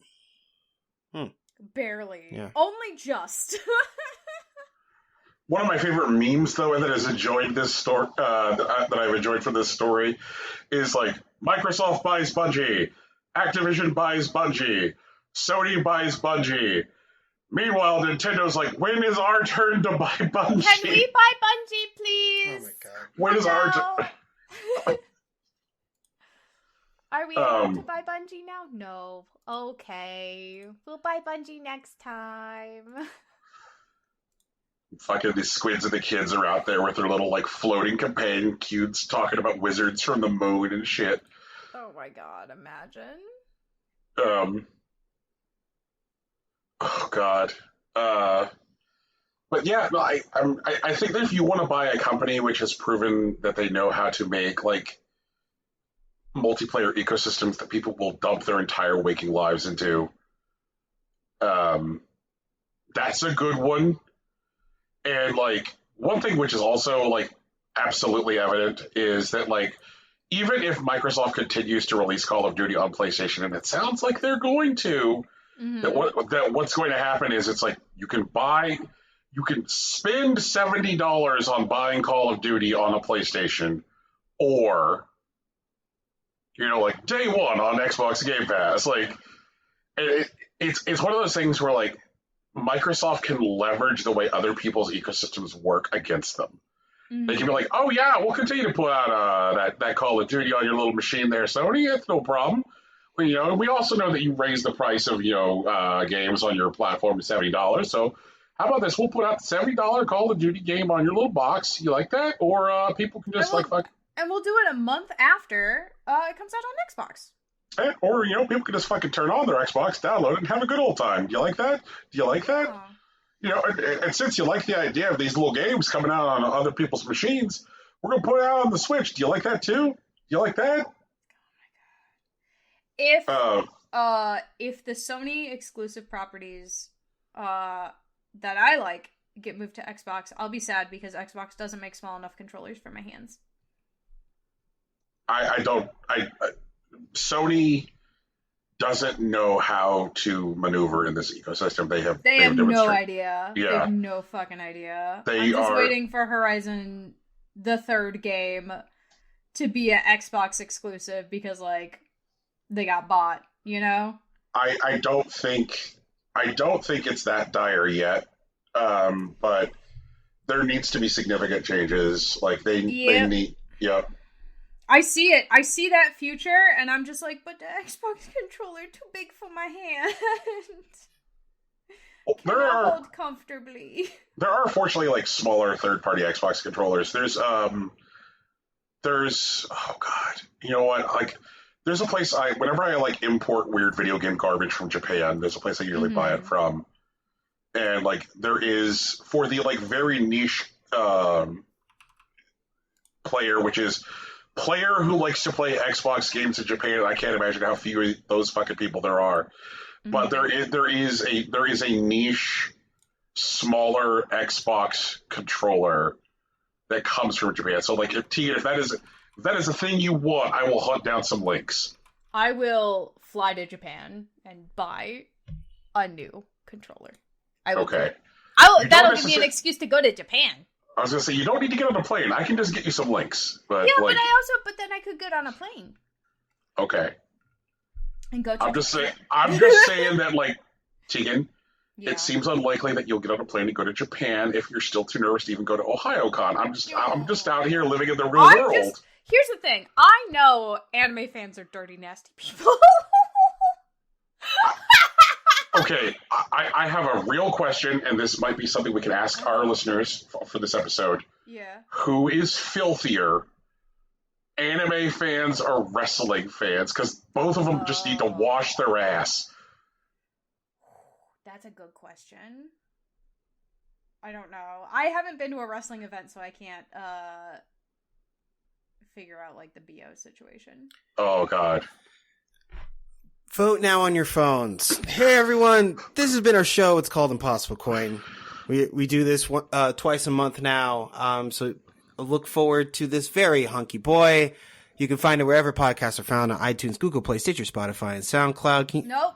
What? Which one are we getting rid of? Spotify. Oh, we're out of Spotify now? Okay. We're out of Spotify. Cool. Fuck Spotify. Fuck SoundCloud. Also, we do stream on Twitch. Tegan streams on Tuesdays. I stream on Wednesdays. Tegan is continuing to play Breath of the Wild. I will finish Tales of Arise, so help me God. I'm also about to be starting Horizon. When this episode comes out, I will be playing Horizon Forbidden West. Yeah, Tegan will already be a week into it, I think. An hour. Yeah, I will be. And I'll be doing a long weekend play of it, so. Yeah, so I hope you all enjoyed that. What is coming out the same day? I remember there being some other big game which is coming out Horizon Day. Oh, I have no idea. I only have eyes for a single ginger with green eyes, and it's not me. While Brian figures that out, I just want to let you all know that we are on social media. So if you want to just yell the name of the game at us, you can find us on social media. Brian's on Twitter, I'm on Facebook and Instagram, and Tegan's on Tumblr. It's all Impossible Coin. No dashes, underscores, or anything weird like that. I've neglected to thank our kid brother of the show, Big Sach, for putting the music at the beginning and end of this podcast together for us. And also Lauren Moran for designing our logo. You can find Sach on Twitter at Hillary_Swank. And you can find Lauren Moran at the same place at Lauren Moran. But that's us, I think. That's the show. It's not the same day. It's a week later when Elden Ring gets up into everyone's grill. Oh, yeah. Elden Ring's the 22nd. Yeah. That's right. I knew that there was something in the proximity.